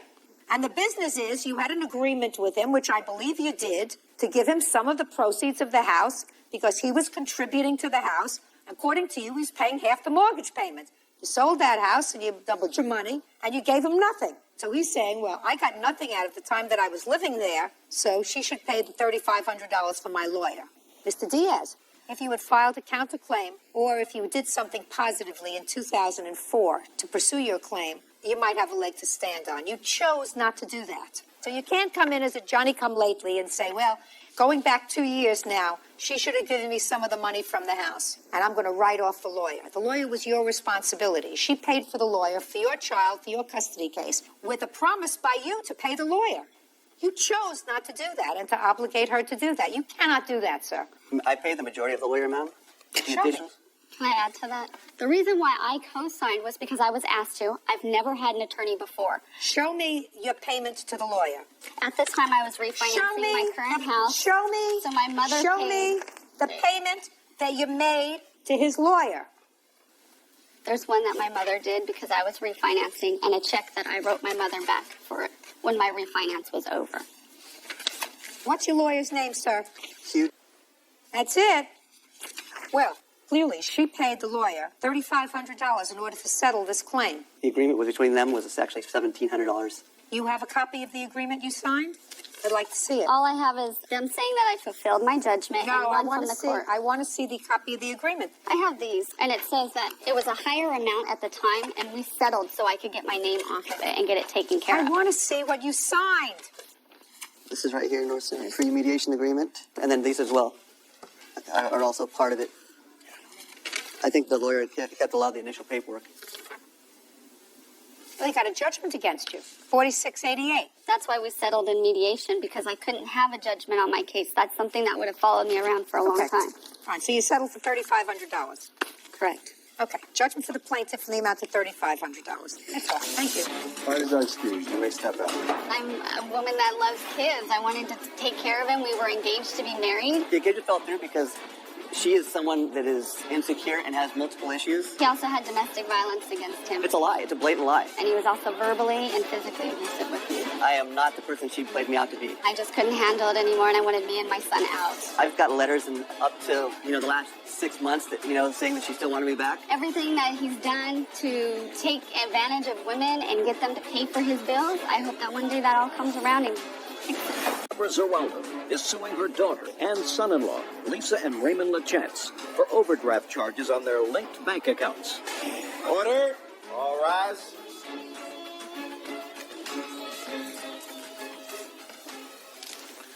This is case number 13 on the calendar in the matter of Zeraldo versus LaChance. Parties have been sworn in. You may be seated. Ladies, have a seat, please. Miss Zeraldo, this is your daughter and her husband? Yes, it is. And this is your granddaughter? Yes, it is. Clearly, from what I've read, you adore your granddaughter. Mm-hmm.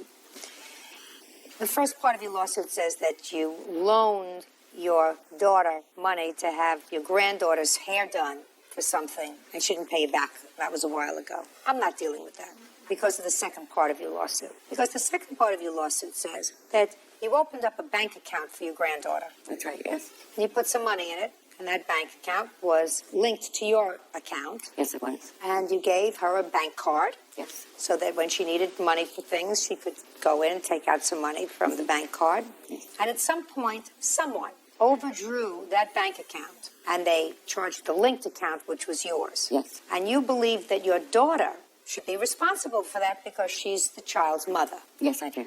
Who asked you to open this account for your granddaughter? No one did. My daughter and her husband have gone through a lot of financial difficulty, and I know it's been very hard. So last September, I decided to open a bank account for Tasha so I could transfer money into her account when she needed it for things like lunch money or if she needed clothes or any emergency, as I felt she was at the age that she did need this extra money. Oh, that's very nice of you, Miss Zeraldo. That's very, just a second. Okay, sorry. That's lovely of you.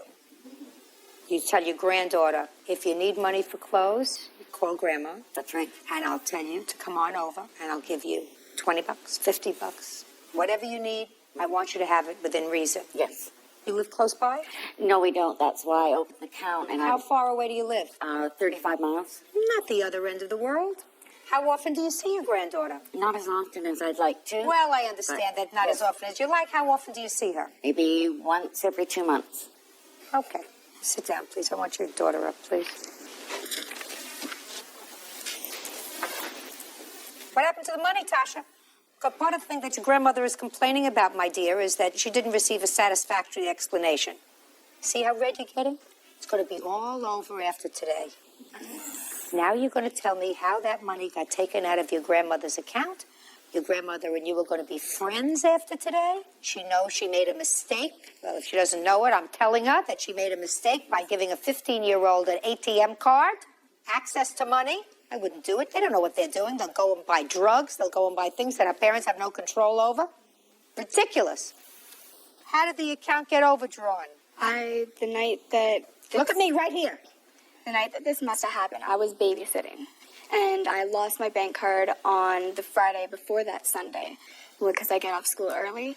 Did you tell your grandmother you lost the bank card? No, because I thought maybe I would have, found it or called the bus line and they might have found it or something. What else did you lose other than the bank card? Just some pictures and stuff that were in my wallet. Did you lose your whole wallet? Yes. The whole wallet? Yeah. Did you report the wallet stolen to anyone? Just I called the bus line and asked if they had found one. Did you go and file a report anywhere? Yes, at the police station.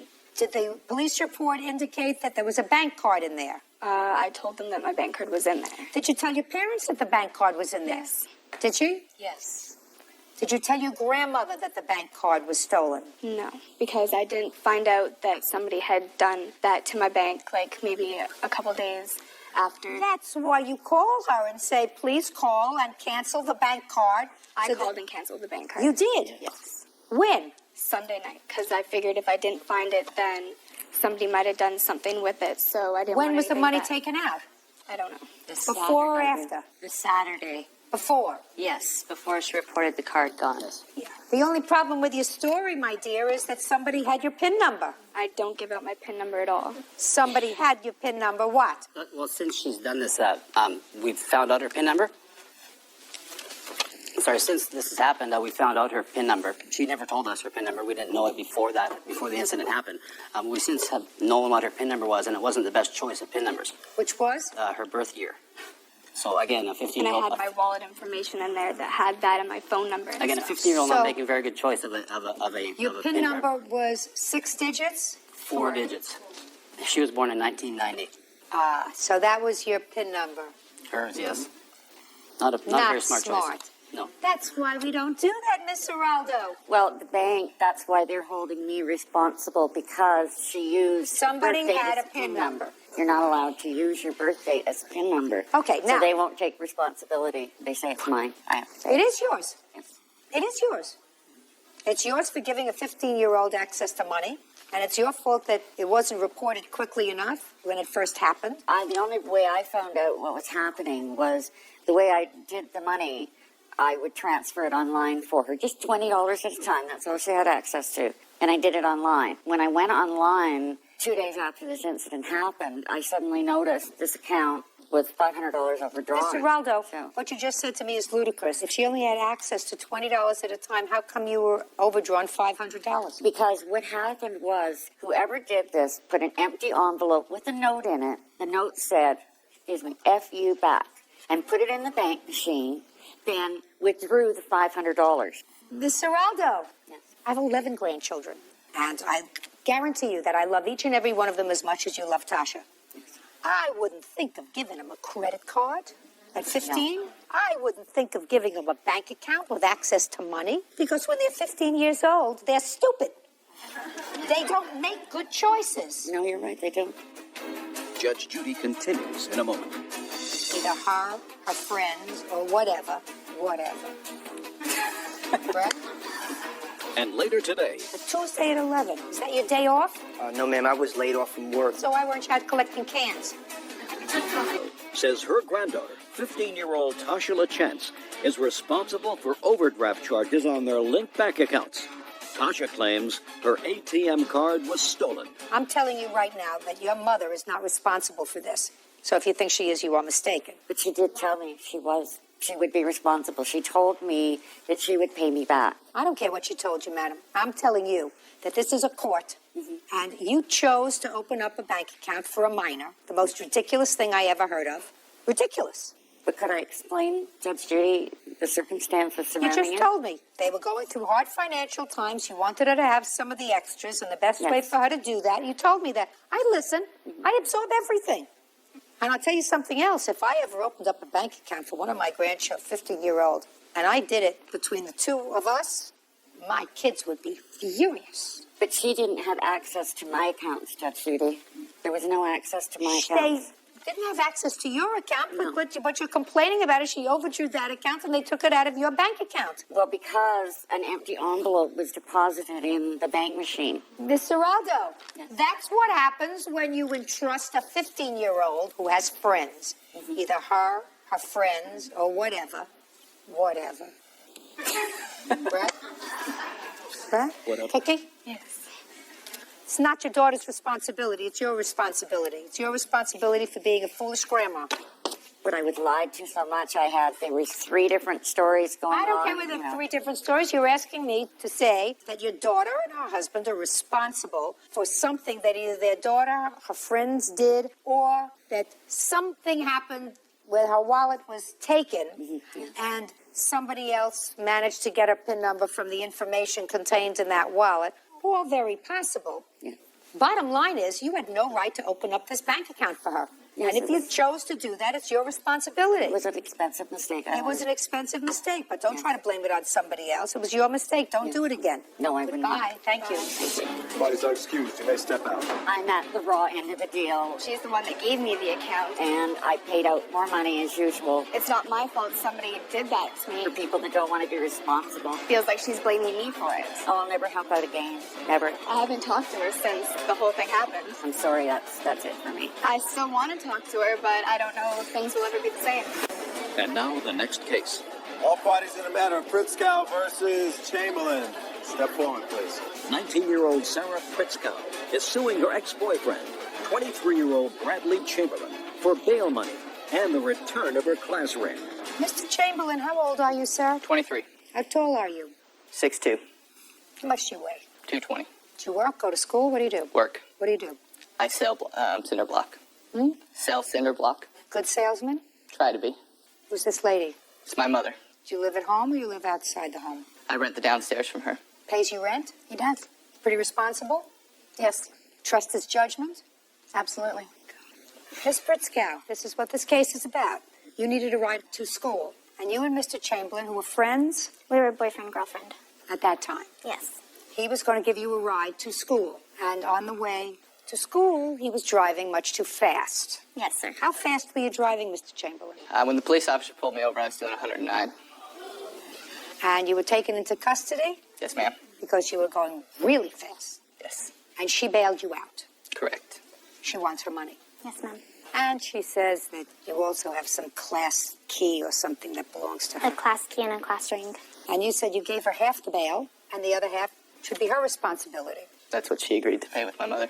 Why would she pay any part of your bail? Because I was doing her a favor in driving her down to school. You see where we were going, Mr. Chamberlain, with those preliminary questions, sir? 6'2", 220 pounds, a responsible salesman. Nobody put your pedal to the metal, sir, except you. 109? That was your business. Well, she was wanting me to rush down there so she would be on time to school. If she said to you, look, this is what I want you to do. I'm sort of short on cash. So I want you to pull into that convenience store and pull the hoodie over your head, put a bandana over here, and I want you to go in, hold up the store because I need some money. Would you do that? No, ma'am. Why not? It's against the law. There you go. You got my drift, sir. Yeah, I understand. So if you got stopped for a crime and were arrested for a crime and were guilty of a crime, it's not because she importuned you to get her to school faster. Correct. Good. Now, Mr. Chamberlain says he gave you back some money. Did he? No, I haven't seen a penny. You say that you actually took money and put it in Miss Pritzkow's hand. Is that right? Yes, on about When? October 8th, she came up for the weekend, calling, asking if she could have her money as well as the stuff back. So we agreed to meet her at a dealership, which is where I had worked at the time. And me and my brother went over there. I called my mom, asked her if she could loan me the half the money to give to her. My mom brought $250 as well as all the items which I had in a bag down in my bedroom. She had brought those as well as $250 to the dealership where we gave it to her. Who actually put I handed it to her. $250 in her hand? I handed it to her. And you say that didn't happen? No, I wasn't even up on October 8th. Were you there at any part of the month of October? Twice. Once. Okay, so who cares what date it is? He says he gave you $250 plus some things that belong to you. What things did you have in the bag? I actually gave her $250 for my mom and $50 from my own pocket. What things did you have in a bag that you gave her? I believe it was a teddy bear, a blanket, and her jewelry, which was the class ring. The jewelry was just the class ring? There was a couple things in it. I think the key was in there as well. And you returned it to her? Yes. In the parking lot? No, it was on the front steps of the dealership. And your brother was with you? Yes, my brother and my mother were both there. Is that right? Yes, ma'am. Yes, ma'am. Step up.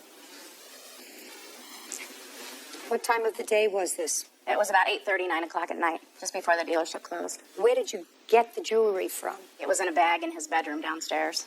And he called, asked if I'd go downstairs and get it, and bring that, and bring $250 out of the safe.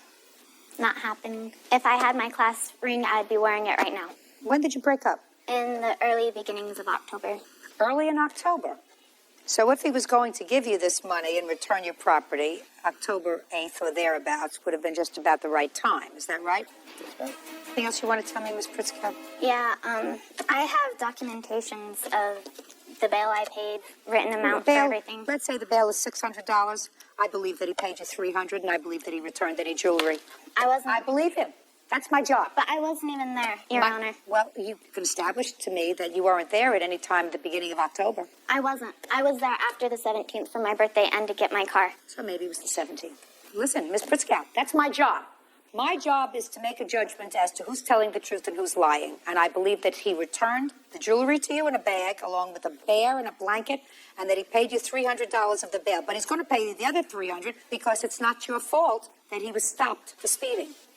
Judge, for the plaintiff in the amount of $300. That's all. Step out. Why does our excuse step out? He's fine. He didn't pay me anything. She received her items back, Because I could trust him. I loved him. and when she came calling for money, I gave it to her. He can rot me. Plain and simple. 30-year-old Joshua Teddy is suing his ex-girlfriend, 24-year-old Michelle Nguyen, for opening a PayPal account with his debit card. Michelle claims it was Joshua who opened the account. Yeah, it's case number 39 on the calendar in the matter of Tenney versus Nguyen. Parties have been sworn in, Judge. You may be seated. Mr. Tenney, this used to be your girlfriend. She's not your girlfriend any longer. It is your claim that while you were away for Thanksgiving holiday last year, the defendant used a credit card of yours to open up a PayPal account on the internet. And she charged many items and used your account to purchase many things for herself. So I'm not exactly sure how this PayPal thing works. Okay. So you're going to explain it to me. All right, what you need to open a PayPal account, it's with association with eBay. All you need is an email address, a credit card, debit card, also an address followed with the name. An address? Yes. Were you two living together? Yes. And you had a debit card? Mm-hmm. Was that a joint debit card or just in your name? Just in my name. How many cards did you have? One. Do you just need the number of the card? Yeah, you just need the number. Keep going. She registered under her email address, which is Michelle Loves Josh. I have that right here as well, along with purchases. Can I see, please, the account being opened with her email address? And I also have PayPal statements along with my bank statements. Why would he open the account, Miss Nguyen, with your email address? He opened it for me, and we just used my email address. That's not true. He opened it for you so that you could buy things on eBay? Yes. And you were supposed to pay for those things. Is that right? Yes. Okay. I never received. Just a minute. Well, how much money did you charge on his account? It was around $2,000. $2,000. Over what period of time? I think about 2 weeks. Was that when he was away? No, he actually spent Thanksgiving with me, and he was there the whole time. So you were at my mom's house on Thanksgiving. Okay. So. Look at me. Look at me. $2,000 in 2 weeks. What kind of work do you do, Miss Nguyen? I work in an insurance office. Doing what? I'm an insurance agent. How long have you been with the same company? About a year. You work on salary or commission? Both. What's your salary? $10 an hour. How many hours a week do you work? Right now 40. File tax returns? Yes. How much did you earn last year? I'm not sure. Well, think very hard. Wasn't so long ago. It was about $37,000. Excuse me, Your Honor? I've been to her insurance where she used to work. It's runs by her aunt, and she no longer works there. I still work there. And don't answer him. She's never received a paycheck. It's all under the table. Just a minute. She says she filed tax returns that showed that she earned $37,000. I don't see those. He was coming to my work to, I don't know what he was coming there for, but... I didn't ask you that. I asked you if you filed tax returns several months ago, which indicated that you earned $37,000 in 2005. I want an answer to that question, and I may make you prove it. Do you understand? Yes. Did you file tax returns in April? Yes, I did. And how much did you claim that you earned? Around $37,000. What's around? It was probably 36.5 something. So, you have a bank account? Yes, I do. And you get paid in check or cash? Check. So you put the check in your checking account? Yes. And it is your testimony that around last Thanksgiving, when you made these approximately $2,000 worth of purchases, you paid the plaintiff back for those purchases? No, I was planning to.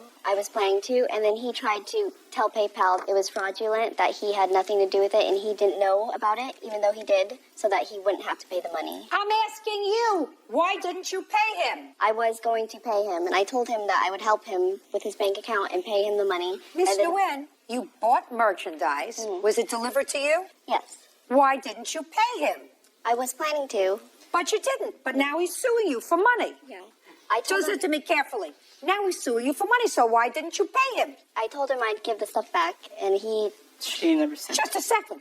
You're not giving the stuff back. Why didn't you pay him? You earned $37,000, according to you, last year. Why didn't you pay him? He was going to do that fraudulent claim. I didn't ask him what he was going to do. I asked you, why didn't you pay for the stuff that you bought? I told him that I would.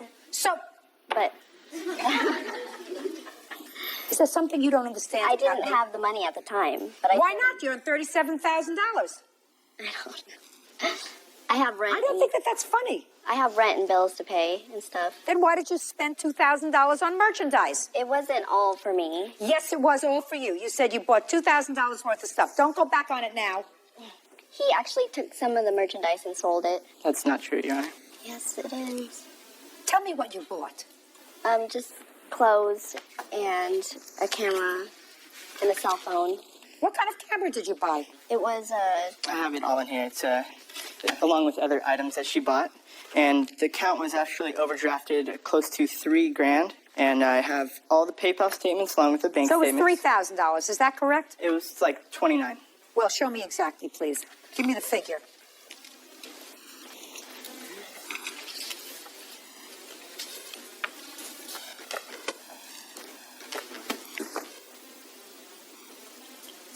These are all women's clothing, Nikon camera, cell phone. The camera, she gave it to her mother as a gift. Here's some piece of work. Here's some piece of work. Judge Judy continues in a moment. And then he grabbed me by my hair and pushed my head like into the grass. And then my roommate came out after that and stopped him, and he pulled a knife out on my roommate. And later today, He grabbed his friend that he was wrestling and slammed him into my vehicle, struck his friend right in the nose, was bleeding all over the place. You don't drink well, sir. Joshua Teddy claims ex-girlfriend Michelle Newen opened a PayPal account with his debit card. Michelle is countersuing, claiming Joshua assaulted her. Now, you don't have a legitimate excuse for why you didn't pay him the money. Well, he wasn't expecting me to pay him when we were dating. You owe him $27.10. You got it? Now let's deal briefly with your counterclaim, because I'm not sure whether I'm going to believe anything that you tell me. You claim that he assaulted you. Yes. Let's hear about it. I was getting ready to go to work, and he came to my door, and then... You mean this is after he found out about these charges? Yeah.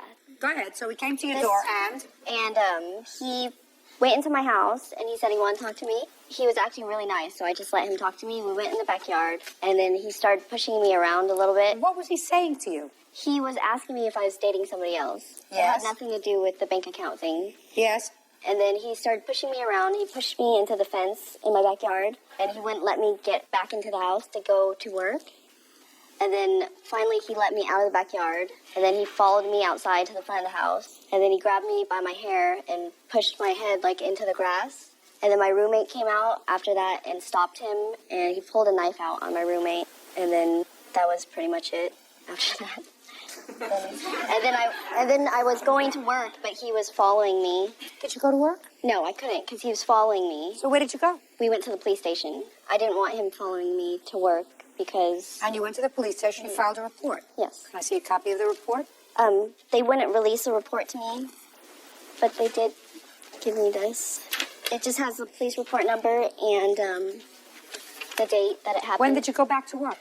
About 5 days later, 6 days later. What would you do for 5 days? I just stayed at home, but my boss told me not to come in because... Don't tell me what your boss told you. Why did you stay home? He knows where you live. Yeah, but I felt safer at my house. Why did you feel safer at your house rather than at work where there were other people? Oh, well, it's just me in the office, that's why. There's nobody else in the office? No, my boss comes in for like a couple hours in the morning and then she'll leave. Is your boss a relative of yours? Yes, she's my aunt. What kind of insurance do you sell? Car, home, health, everything. Are you a licensed insurance broker? No, she is. I'm just her assistant. But she's not there. Yeah, but I can still do everything, like write policies and everything. That's so funny. Start with a little doing something not right, and you get into doing a lot of things that are not right. What happened on that date in February, Mr. Tenney? I go over there, try to talk to her because this is when everything started coming out, and I found out that she did all these charges. As you can see, packages showing up to the house, clothes, toys for a kid. I go over there, try to talk to her. She won't talk to me. And she started being very rude and just making comments towards me, saying things that just tipped me over the edge, but I never did assault her. Mr. Tenney, what did you do? Did you push her? No. Did you put your hands on her? No. What did you do? I went over there trying to talk to her. I understand that. But then she was trying to push you over the edge. So Yes. is what you're telling me that you didn't put your hands on her at all? No. Even pulling her arm? No. Okay. When was the first time, Miss Nguyen, that Mr. Tenney told you that he wanted you to pay him for some of this property that you had delivered? He never told me that he wanted me to pay him until we broke up. My question to you is, when for the first time did he tell you that he wanted you to pay him back for this problem? Around Valentine's Day. February. February. No, after Valentine's Day. After February. We weren't seeing each other then. Shh. Don't speak. After February 14th. How much after February 14th? I think after, maybe a few days after. February 18th. Mm-hmm. And what did he say to you when he told you he wanted you to pay for some of this stuff? He didn't ask me to pay for anything until after I tried to break up with him. You were already breaking up with him. This happened on February 24th. We were broken up, but we were kind of like on a break type of breaking up.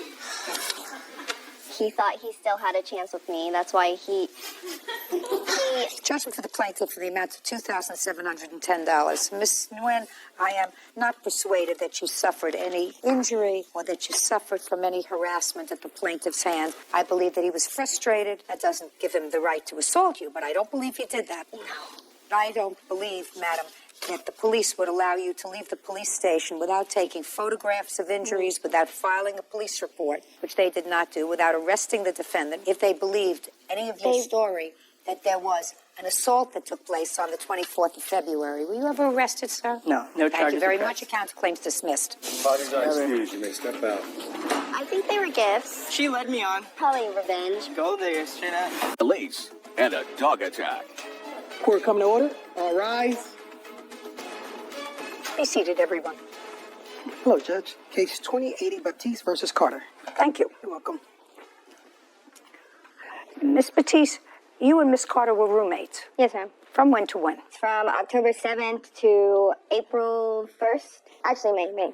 And it is your claim that Miss Carter vandalized certain property of yours. Yes, Your Honor. Most specifically, a very expensive couch. Yes, Your Honor. Because you had an argument, and that during the course of this argument, her dog bit you. Yes, Your Honor. And for breaching the lease, because she left. Yes, ma'am. Okay, but it was a good thing that she left, right? Yes, ma'am. You were happy that she left. Her dog bit you. She vandalized the sofa. You were very happy that she left. Yeah. You were very happy. So we're going to eliminate that breach of the lease part. No. Oh, yes, we're going to eliminate the breach of the lease part because you were happy that she left. I didn't want her to live in the same situation as her, but being that the rent was so expensive, it wouldn't have been my best interest for her to leave. It's with her, to stay with her dog that bit you. Right. I mean, I don't want you to sound ridiculous to me, okay? Right. All right, let's not sound ridiculous to me. Normal person, if they were bitten by their roommate's dog, and if their roommate vandalized their property, that roommate would be happy to see them go. But I'm not happy with the expensive rent by myself. Well, of course, but your choice would be, I just told you, I'm sticking with vandalizing and dog bite. So tell me when this dog bite took place. It's on March 29th. What kind of dog was it, by the way? It was a Belgian Malinois. What do they look like? It looks like a German Shepherd. Is that what you have, Miss Carter? A Belgian Malinois? Yes, Your Honor. A Belgian Malinois. Like a police dog? So it looks like a German Shepherd? Yes, ma'am. So it's a large dog? Yes, ma'am. And when you moved in together, you moved in with the dog? Yes, Your Honor. Okay. So tell me what happened March 29th. Okay, so before March 29th, Adrian and I got in a petty argument. It was dumb. We made up. In the argument, she confessed to me that... No, just a minute. You engaged in a petty argument, and then you made up. Yes. And the petty argument was on what date? It was on the March 27th. And you made up? Yes. Okay. On the 27th, what were you arguing about? My dog tore up the carpet, and she sent this long paragraph, and we were just going back and forth, and we realized it was dumb, so we decided to drop it. And that's when she confessed to... On the 27th, about the dog. Is that what you're telling me? Be very careful.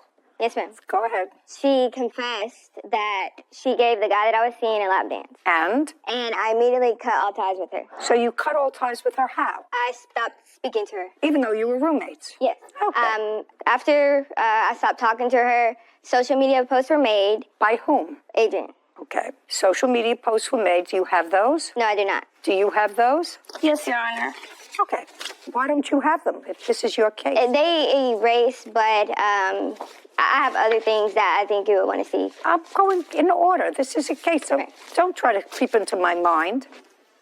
And say in your complaint a couple of days later there were things posted on social media. And is what you're telling me that they were erased? Right. I didn't save anything that she posted. Oh, never mind. I don't have to see anything, correct? Correct. So you didn't save anything? No, ma'am. Then you have no evidence of anything that happened So later. I saw that she had no remorse for what she did. Then I made social media posts. Adrian was mad that I made social media posts. So the next morning, she's yelling at the top of her lungs at 10 in the morning. I wake up to see what she's yelling about, and she's just saying how and I shouldn't have posted what I posted. And we were just arguing about the situation, and I asked, how could she do this to me? And while we were arguing, we were pretty close, the dog bit me, and I said, you need to get your dog. She said, no, your dog's good. And we continued to argue. The dog came to bite me again, and that's when I grabbed what was behind me, which was a paper towel holder, and I chucked it at the dog. So the dog bit you on the arm? Yes, ma'am. Twice. Okay.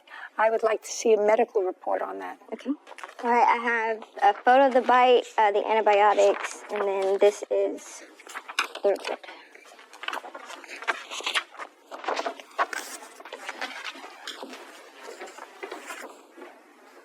Would you show this to Miss Carter, please? Your Honor, I know she has a video of the entire incident, if you'd rather. It's not her obligation to prove your case, as my law clerk so aptly told me in the last case. Not her obligation, it's your obligation. Okay. So, go ahead. After her dog bit me, I immediately grabbed my dog and I go to the hospital. I filled out What kind of dog do you have? I have a Doberman. Where was your Doberman when this was going on? He was in the cage and he's still a baby as well. So I went to the hospital, got treated, while I was at the hospital. A police report? Yes, ma'am, I have a police report. Then I'd like to see the police report. That's an official business record. So this is the first police report for the dog bite.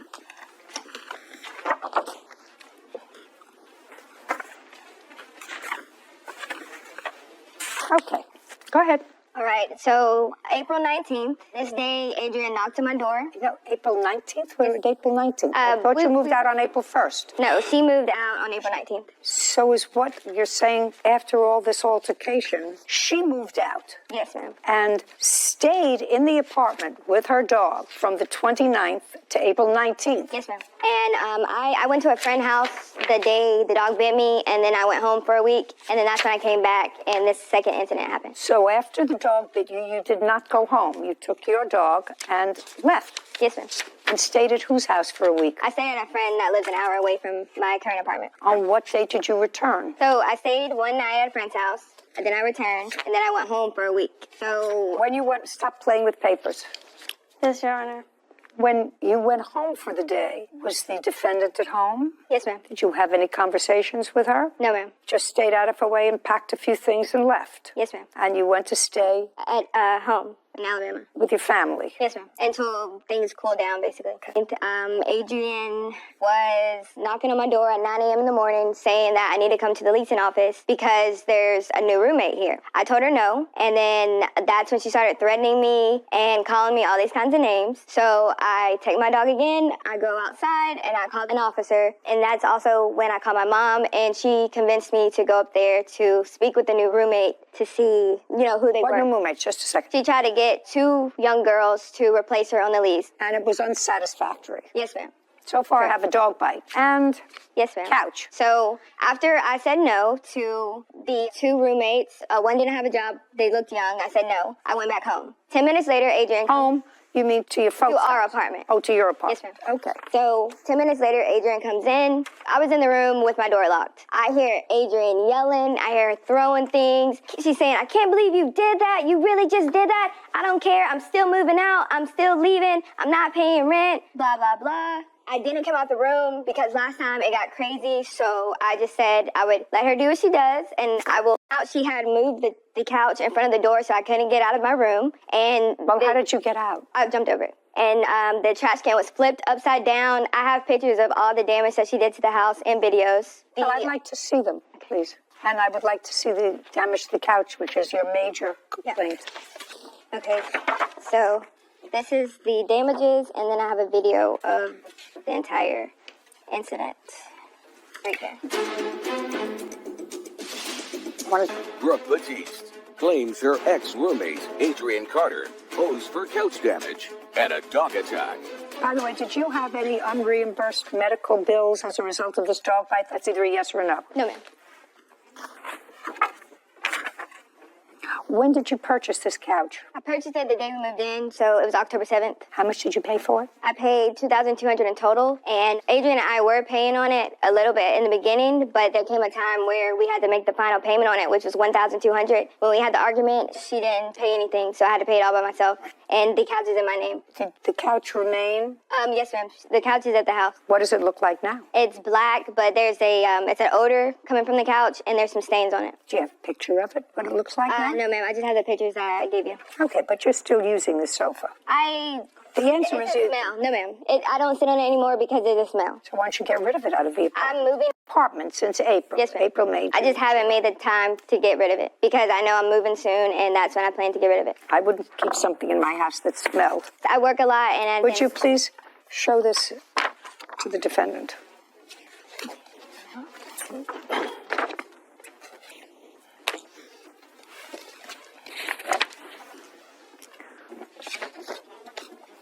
Want to tell me how that happened? I did put chips and items that wasn't wet on the couch out of anger. I shouldn't have did it, but I did do it. And I didn't put liquid on it or anything. Literally, That's not true, Your Honor. Don't speak. You can get a napkin and wipe it off. But that's my couch too. Maybe I didn't pay the whole thing on it, but I've made payments on that couch, and I decided not to do that full payment that she did, which was $600, because she was irresponsible and decided to rent a couch and found out that that couch was whatever amount. I made payments on that couch, and I have proof for it. That's okay. You had no right to even attempt to destroy it. Okay. I'm actually finished with you. Your Honor, can we please go back over the lease portion of this? No. Can my mom speak about what happened? No, I said no. When there's that kind of acrimony, I actually think that before somebody gets seriously injured, when you have two large dogs and two people with hot tempers that can do this, it's a very, very good thing that they no longer live together. Being stuck with a rent Just a second. I've just answered you. This is not a back and forth. Yes, ma'am. On the dog bite, I am awarding you $1,000. It looks as if part of it was a black and blue mark. Certainly, I can't blame the dog for trying to protect its owner, but she's supposed to have control of her dog all the time. And she shouldn't start arguing. This is not a tea dance. I'm not asking you anything. And I'm awarding you $1,200 for the sofa. That's $2,200. Judgment for the plaintiff. We're finished. Thank you very much. She just did something messed up, and I cut her off, and she didn't like it. I literally cut her off. She's just mad that she's cut off. She's delusional. She's childish. She's irresponsible, and I was just sick of dealing with someone draining. Just don't get roommates with your friends. Just move in by yourself. I'm happy. You had a question about the lease. I did. So I agree that it was best for the acrimonious situation for them to separate and not to live there. So I understand your judgment saying it was better for you. You got the good end of the stick on that. Although a negative situation that should have probably ended right when it did, she was stuck paying her half as well. So I thought you should have at least heard her claim on the breach of a lease, because then anyone could just say, oh, well, I don't like the situation and I feel like leaving would be a better thing, and stick their roommate with their portion of the rent. And that's not what the law says. Well, that's true, except that this wasn't just a situation where parties weren't getting along. Mm-hmm. There's no question that she was nipped by the defendant's dog. Well, I wouldn't want to stay in that situation anyway. Well, that would give her the right to maybe leave without paying her half of the rent, but that's not what happened. It's also sort of acknowledged that the defendant brought two other people to take over her piece of rent. And it was in the papers, and the plaintiff did not... She did say that she was the one that said no. She said, I don't want those two people. Well, then the onus really falls on her to mitigate her damages. And she had no proof that she went forward to try to get another roommate. Between the two of them, they may have had an agreement, but the dispute over rent really is the defendants and the landlords. She doesn't pay her rent, and if the plaintiff pays her half of the rent, the landlord... Videographer Garrett Manny for Unfinished Video Services. Court come to order. All rise. Thank you. Have a seat. Hello, Judge. Case 2089, Brooks versus Manley. Thank you. You're welcome. Miss Brooks, you are a realtor. Yes. And you also decided to go into the business of buying houses, fixing them up, and flipping them. That's correct, Your Honor. When did you decide to do that? I started my company in 2017. Was that just a real estate company, or was that the company that bought houses and renovated them and sold them? Which one? That was my company that I started for flipping houses. Do you have a partner in that business? No, it's just myself. From 2017 until now, How many houses have you sold and flipped? This would have been my third one. The house that we're talking about now? Yes. And when did you purchase that house? I purchased it in March of 2020. How much did you pay for it? $200,000. This is what the case is about. For that house, just that house, you commissioned Mr. Maney, Yes, ma'am, Your Honor. and you're a videographer, Yes, Your Honor, photographer and videographer. to video for the purposes of advertising the project from start to finish, what it looked like when you purchased it, and sort of ongoing throughout the process, taking video of what you did to change cosmetically the inside and or the outside of the house. And you had an agreed price with him, which you paid. How much was that? $1,919. And it is your claim that since Mr. Maney did not finish the project and did not take the end product of what the house looked like when it was finished, you acknowledge he did come at other times and took video of what the house looked like at the beginning and the middle. Is that correct? That's correct, Your Honor. But didn't do the video of the end that you want your entire, well, the job was supposed to take 4 months. It took almost a year. He didn't sign on for that, which may be. But more important, is there a video? Do you have a video of what he took? Do you have a video of what you gave her? I have in my Google Drive a ton of video of what I've taken, but at the end, I have evidence showing we had scheduled for me to come in and do that final video. Everything was on point. Then she tells me here, No, it's going to be completed. just a second. Oh, sorry. I'm going to let you have an opportunity Okay, sorry, Your Honor. to tell me what your defense is to this case, if you need one. I just want to see some video of what you took. Doesn't anybody have that here? I mean, if 3/4 of the project was completed with video, and the only thing, according to you, that he didn't do was the end, that's what you just told me, correct? Yes. Okay, so did he give you the video that was done? I got nothing, Your Honor. Your Honor, she has had access to the Google Drive with all of the video components in there. I cannot complete the final edits to put everything together until she completed things on her part, which was never done. Which was spoken about from the beginning. Completing things on her part meant completing the house. Completing the house, talking points. Okay, but video is completing the house. That's part of it. Part of it. And the other one is audio where she tells you what's been done. Yes, Your Honor. I'm just thinking out loud. Why didn't you do that yourself? Your Honor, I never had a video to be able to go and do my... No, I'm saying, did you have access to what he had done up until that time? That's either a yes or a no. Do you have some evidence to show me that the plaintiff had access to the video that you had shot of 3/4 of the project being completed?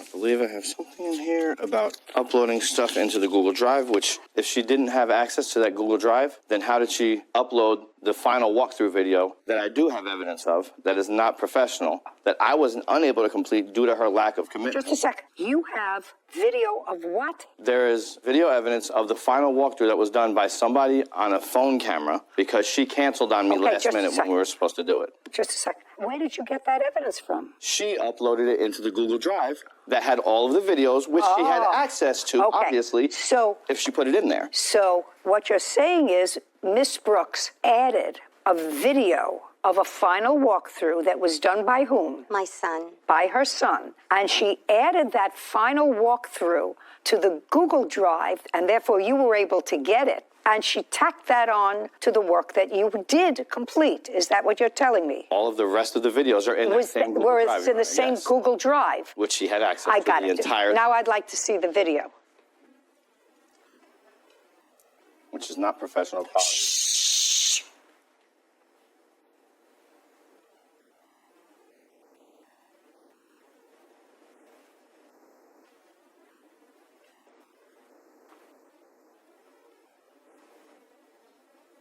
What did you do with that, Miss Brooks? Your Honor, What did you do with it? Nothing.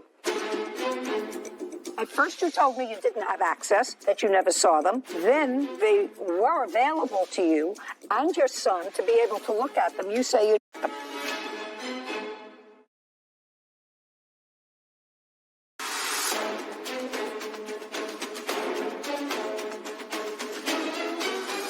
Rosa Brooks claims videographer Garrett Manny did not finish her home renovation video.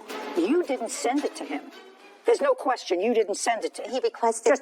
You did not send it to him. No, I didn't No, my son sent it to him. How do I know that? He requested it from my son because he asked me to, but I did not know how to forward it to him on the format that he was requiring. I also had tried to meet with Mr. Manny to have him upload or transfer all of the video that I videotaped of when he couldn't make it to his office so that he can upload it onto his computer so he can edit it. He never gave me an edited copy of Just a second.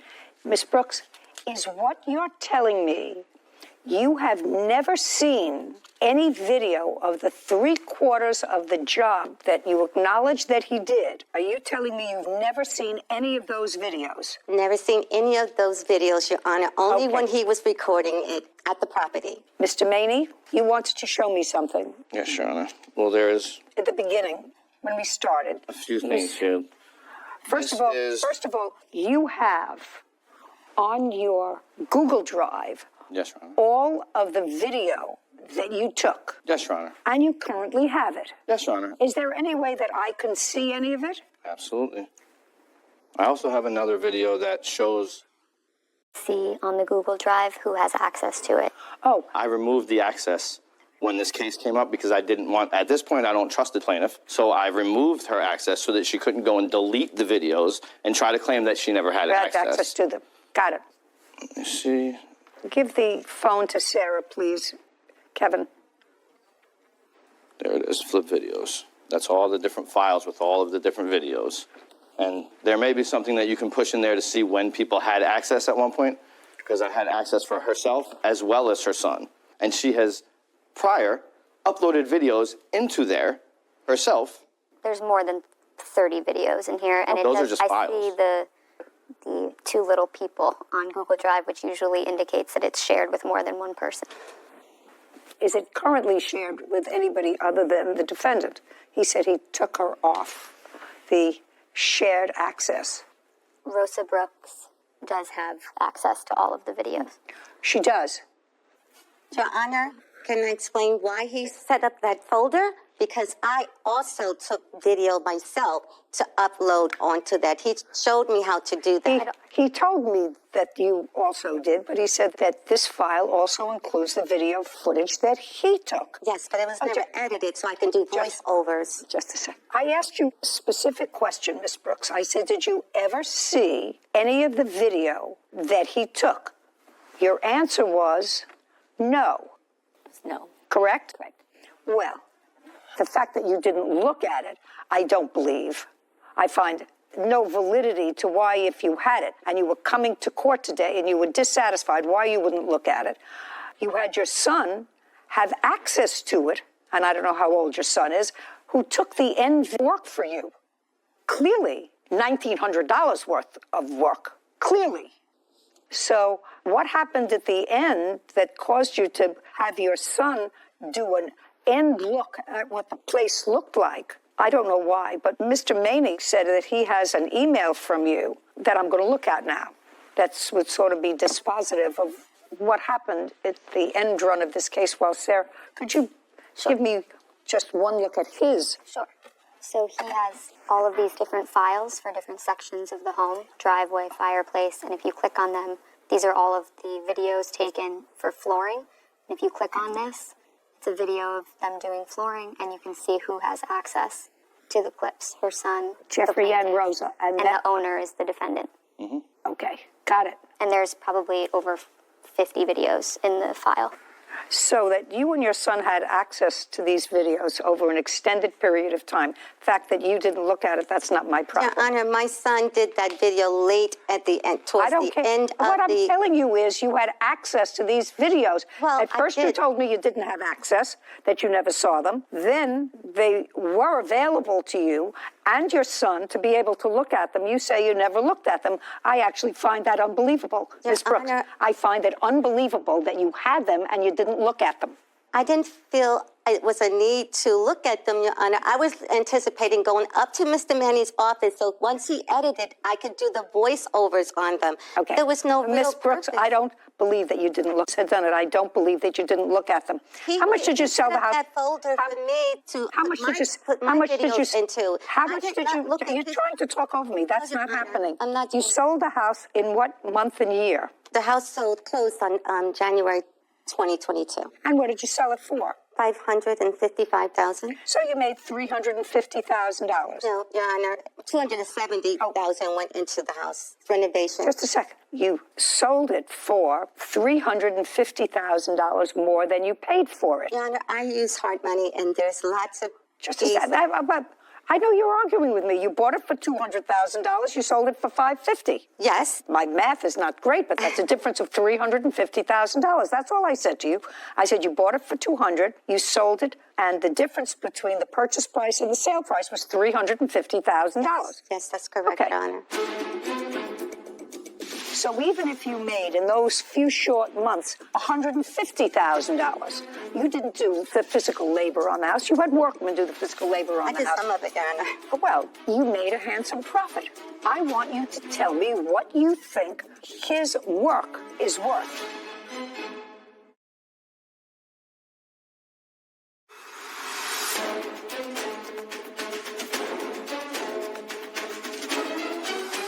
Rosa Brooks has accused videographer Garrett Manny of not completing her home renovation video. Now, you sold it in January of 2022. That's correct. That's when it closed. Yes. When did it go into contract? Early in the project, Your Honor. It was pretty much the third month after I purchased it. So I purchased it in March. It was under contract around July of 2020. Well, there was a lot of back and forth and a little bit of cancellation on your part back in December. You forth on the in-game video. Yes, Your Honor. And he also what? He also canceled as well. He has to. Well, that's all right, but Yeah, back and forth. We both had cancellations. And I understand that, but this was for the final piece, which is what you're complaining about. The final piece. Your Honor, he was not responding to me at some point when I tried to contact him to get the opportunity to go to his office to give him the rest of the footage that he needed, that he requested, that he was difficult about because I wasn't able to forward it to him in the format that he needed it for. Mm-hmm. I offered to come up to his office so that he can, transfer from my phone. I'm going to ask you a question, Miss Brooks. I just want to see what I'm dealing with. Yes. How many files of video did he have? Oh, I can't. You told me 30? There's at least 30. I had tons of video myself in there that I uploaded that he taught me how to put into those folders. A lot of those videos are my videos that he didn't take. I don't care. It was on the same thing that you could have looked at and told me that you didn't, which I don't believe. So I want you to understand that. He was involved. There are 30 files. I want you to tell me, how much do you think that on a time basis Mr. Maney is entitled to? You paid him $1,919. He did clearly countless of hours of videoing your project. At the end, it turned south, and the videos were available to you. I want you to give me a figure of what you think is fair. To do his filming. Where does he live? He lives like the next town over from me. Just a second, so he has to get there. Yes. I want you to think, Ms. Brooks, I want you to think of what you personally did to make a profit of $350,000. Your Honor, I didn't profit that amount. I'm telling you, that's the difference. You may have spent money in renovating the property, but that's the difference between what you purchased it for and what you sold it for, $350,000. So the sweat of your brow, your work ethic is worth something. So even if you made in those few short months $150,000, you didn't do the physical labor on the house. You had workmen do the physical labor on the house. I did some of it, Your Honor. Well, maybe, but you made a handsome profit. I want you to tell me what you think Mr. Maney's work was worth to you, because I'm telling you right now, I am viewing this case as if you and your son had access to 3/4 of the finished product. So I want you to tell me what you think his work is worth. Your Honor, it's worthless to me that I didn't get the video. Okay. I had a website that I needed the video for. once the job was completed. Well, that's unfortunate. You should have had your son do it. Since you can't give me a figure, I'm dismissing your case. We're done. Thank you. Court is adjourned.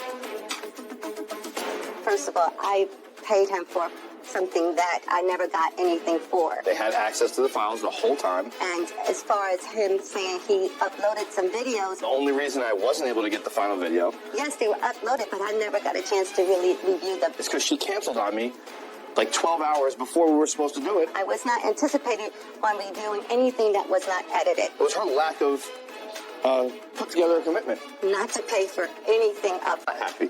That says something. I love Google Drive.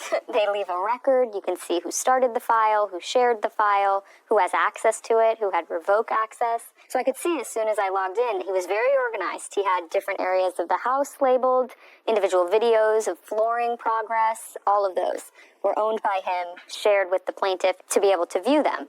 So I don't understand why people lie about things that are so easily to be fact-checked. And did it make sense to you that if you had this project going and it was the first time that you were memorializing one of your flipped houses, although she had two before, that it was something that she was interested in? I know for myself on Google Drive, you get emails when things get uploaded. I would have been checking the second that the video got uploaded. That she didn't look at them. No, not at all. There were some videos that she potentially did add to the Google Drive, so I did see some of those. Well, that's so interesting, because in order to be able to do that, you have to know that. Right. Didn't make sense. Not only didn't it make sense, but she had an end video, and it was clearly from the emails back and forth. She would make a date and then say, you know, her buyers aren't exactly ready. She needs a little more wiggle room. Could you make it this? She made it. Anyway, I found it sort of unbusinesslike. Did not say. Somebody did work, clearly spent hours videotaping for her. So if you didn't get your final video, but 3/4 of it was finished and could easily be edited by anybody, to find the work he did worthless. I feel like it was a little bit of buyer's remorse for the video because she was intending to use this video to maybe attempt to sell it. And I presume it was to try and sell the home or her business as a flipper. Her business. Court come to order. All rise. Have a seat, please. Oh, Judge. Case 2057, Hay versus Hill. Thank you. You're welcome. Mr. Hay, you're a musician. I am a songwriter and I sing song. I don't play the instrument, Your Honor. That's music. Yes, ma'am. Mr. Hill, you make music videos. Yes, I have a video production company. For how long, sir? Since 2006. You have employees? No. Just you? Yes, ma'am. Do you have a place of business? Yes, I work at my home. So your place of business is the residence. Do you have a studio in the residence? No, we do not. Where do you record this music? Most of the time we do it on location, but I haven't done a music video in almost 10 years. When you say you have a video business, you haven't done music videos. Right, yeah. You have done what kind of videos? Well, we've done a small film. We have a 3D full-length original animation that we do. We also have a network that we show podcasts on. We have a health and fitness show, and we was working on a reality TV show and an entertainment news show. I still don't understand how you make a living. I have a regular 9-to-5 job. Besides okay, now that's where we go. Yeah. So your 9-to-5 job is what? Right now I'm an insurance agent. Do you advertise making videos? Absolutely not. The only reason I did this was as a favor to a friend. Well, you didn't do it for a favor because you were charging him. No, the only reason I accepted to do the video was because a friend asked me to meet with him. I understand that. Yeah. But you weren't doing him a favor because you were charging him. No, I was doing the friend a favor. I wasn't doing him a favor. No. Right. Mr. Hill, if somebody says, listen, I have a friend who wants to make a video. I know you've got a setup in your house where you could do that, or you do it on location. Would you like to be introduced to him? And you met with Mr. Hay on what date? I'm not really sure. On what date, Mr. Hay? We met sometime in early April, late March. Did you have a written contract? Yes, ma'am. And that was to make certain videos? Yes. I'd like to see the written contract, please. This lawsuit seeks a refund of the money that you gave to him because the entire contract was not fulfilled. That's what the case is about. That is correct. Okay, so there is a full and complete agreement. Was this the only agreement there was in writing? That's the one for that one. That's the one for what? For that particular item, there's another one here. Well, that's what I wanted to know. There's one to produce 3 videos. That is correct. Okay. Is there another written contract? You say this is not a contract. Well, but I'm asking you, is there another written contract that you're relying on? Because he was supposed to make 3 videos, and the cost of the 3 videos was $1,500? $3,000. $3,000. Demand $1,500 from me. Okay. Okay, And then that's just a correct. second. That's not Just a- correct. Just a second. So it is your claim that in addition to the $3,000, $1,500 of which you paid to him, correct? Yes, ma'am. There was a subsequent contract afterwards for an additional item. I'd like to see that. For the live performance on I May understand. 1st. Okay. You wanted to do something live on one of his radio stations. Or... Mr. Hill? No, I'm going to read this. Okay. Okay. Let's deal with the easier one first. Did you receive the $1,500 for this contract? Yes. And that was for a live performance on one of your outlets. Right. And that was to take place on May 1st. May 1st. And it's his $1,500 back. That's one. Thank you, Your Honor. But I'm not asking you anything. There's nothing else that you have to tell me about that, right? You paid him $1,500. Yes, ma'am. You didn't do a live performance. You get your $1,500 back. Yes, ma'am. Now, with regard to the 3 videos, you've given him a total now of $3,000. $1,500, Your Honor. How much did you pay him on this? For the videos? Yes. I gave him $500 up front to start off on that project. And then that's on the 21st. And then I gave him $1,000 by the 27th, I think, for the 3 videos. So you gave him. $1,500. So you gave him. The 3 videos were supposed to be $3,000, and you gave him $1,500. Yes, ma'am. Okay. How many videos were produced for you? 1. Is it accurate that 1 video was produced for Mr. Hay? Yes. And it was done on a particular date? Right. And you gave him that video? Yes. On what date did you give him that video? No. Okay. Each video was supposed to cost $1,000. Yes. Dollars. And you received 1 video. Yes, ma'am. And you paid him $1,500 so far as down payment on 3. So you have $1,500 that you believe is coming back to you from that amount of money, in addition to the $1,500 that I've already given you. No, the $1,500 covered the first video. It wasn't a breakdown like he's trying to make it in the 3 videos. No, the $1,500 was the full cost for the first video. Does it say that in here? He's not giving you more money back. No. He's not giving you more money than you gave him. Do you have a defense for not paying rent for those 3 months, which you clearly occupied her premises? Who wants to tell me why you didn't pay rent?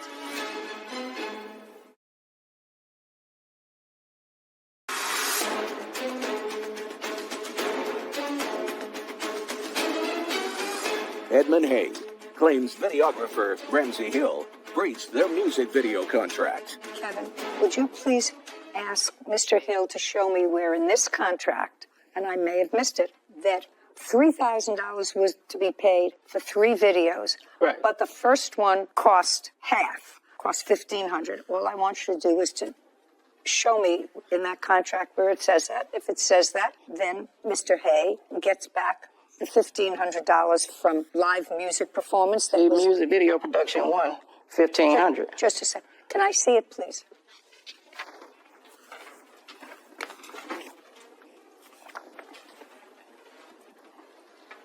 Yes, it does.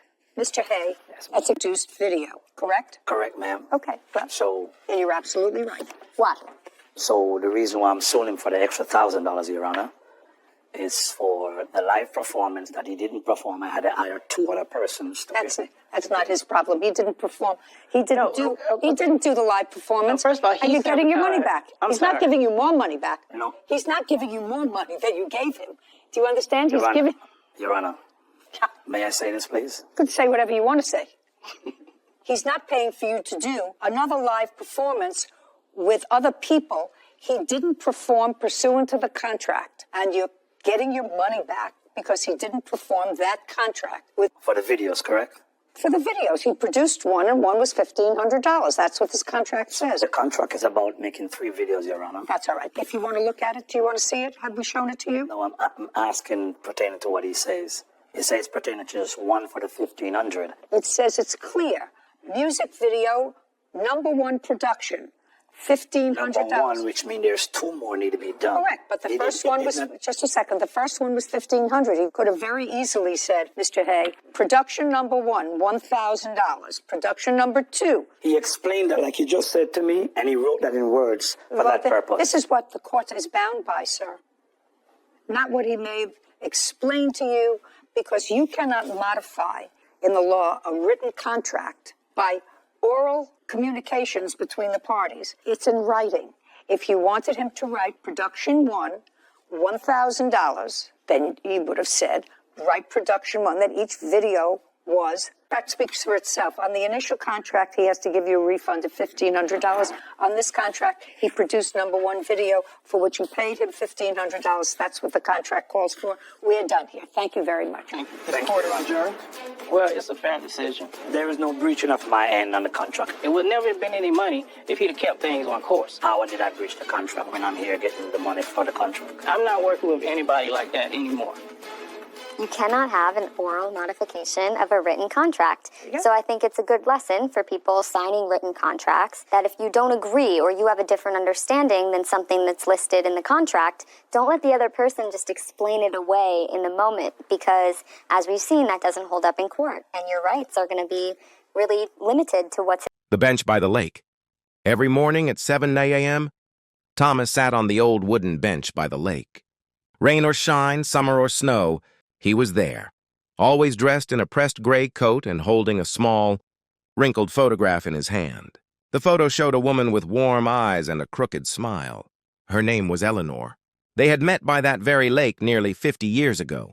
She had been painting the water lilies, her brush moving in soft, careful strokes. He had been walking his dog. When his retriever knocked over her easel, she laughed instead of yelling. That laugh became the sound Thomas chased for the rest of his life. They married the next year, bought a small house with a blue door. Every Sunday they came to the lake, sat on that same bench and watched the world go by. They never had children, not because they didn't want them, but because life had other plans. Eleanor would say, "It's okay. The world gave me you." But one winter, Eleanor grew quiet. Her laugh faded. The doctor said it was her heart. For months, Thomas watched her grow smaller, paler, until one morning, she was just gone. Thomas didn't cry, not then. Not at the funeral.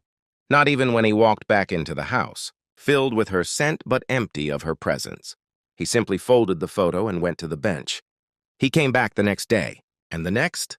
For 7 years, he sat in the same spot, watching the lake reflect the seasons. People came and went. Children grew taller. Couples changed. But Thomas stayed the same.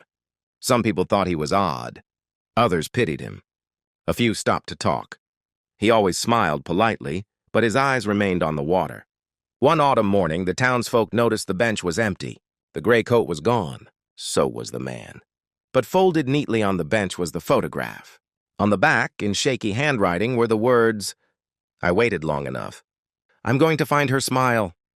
Oh, would you like music or imagery to go with it? Or maybe a version with more dialogue or inner thoughts?"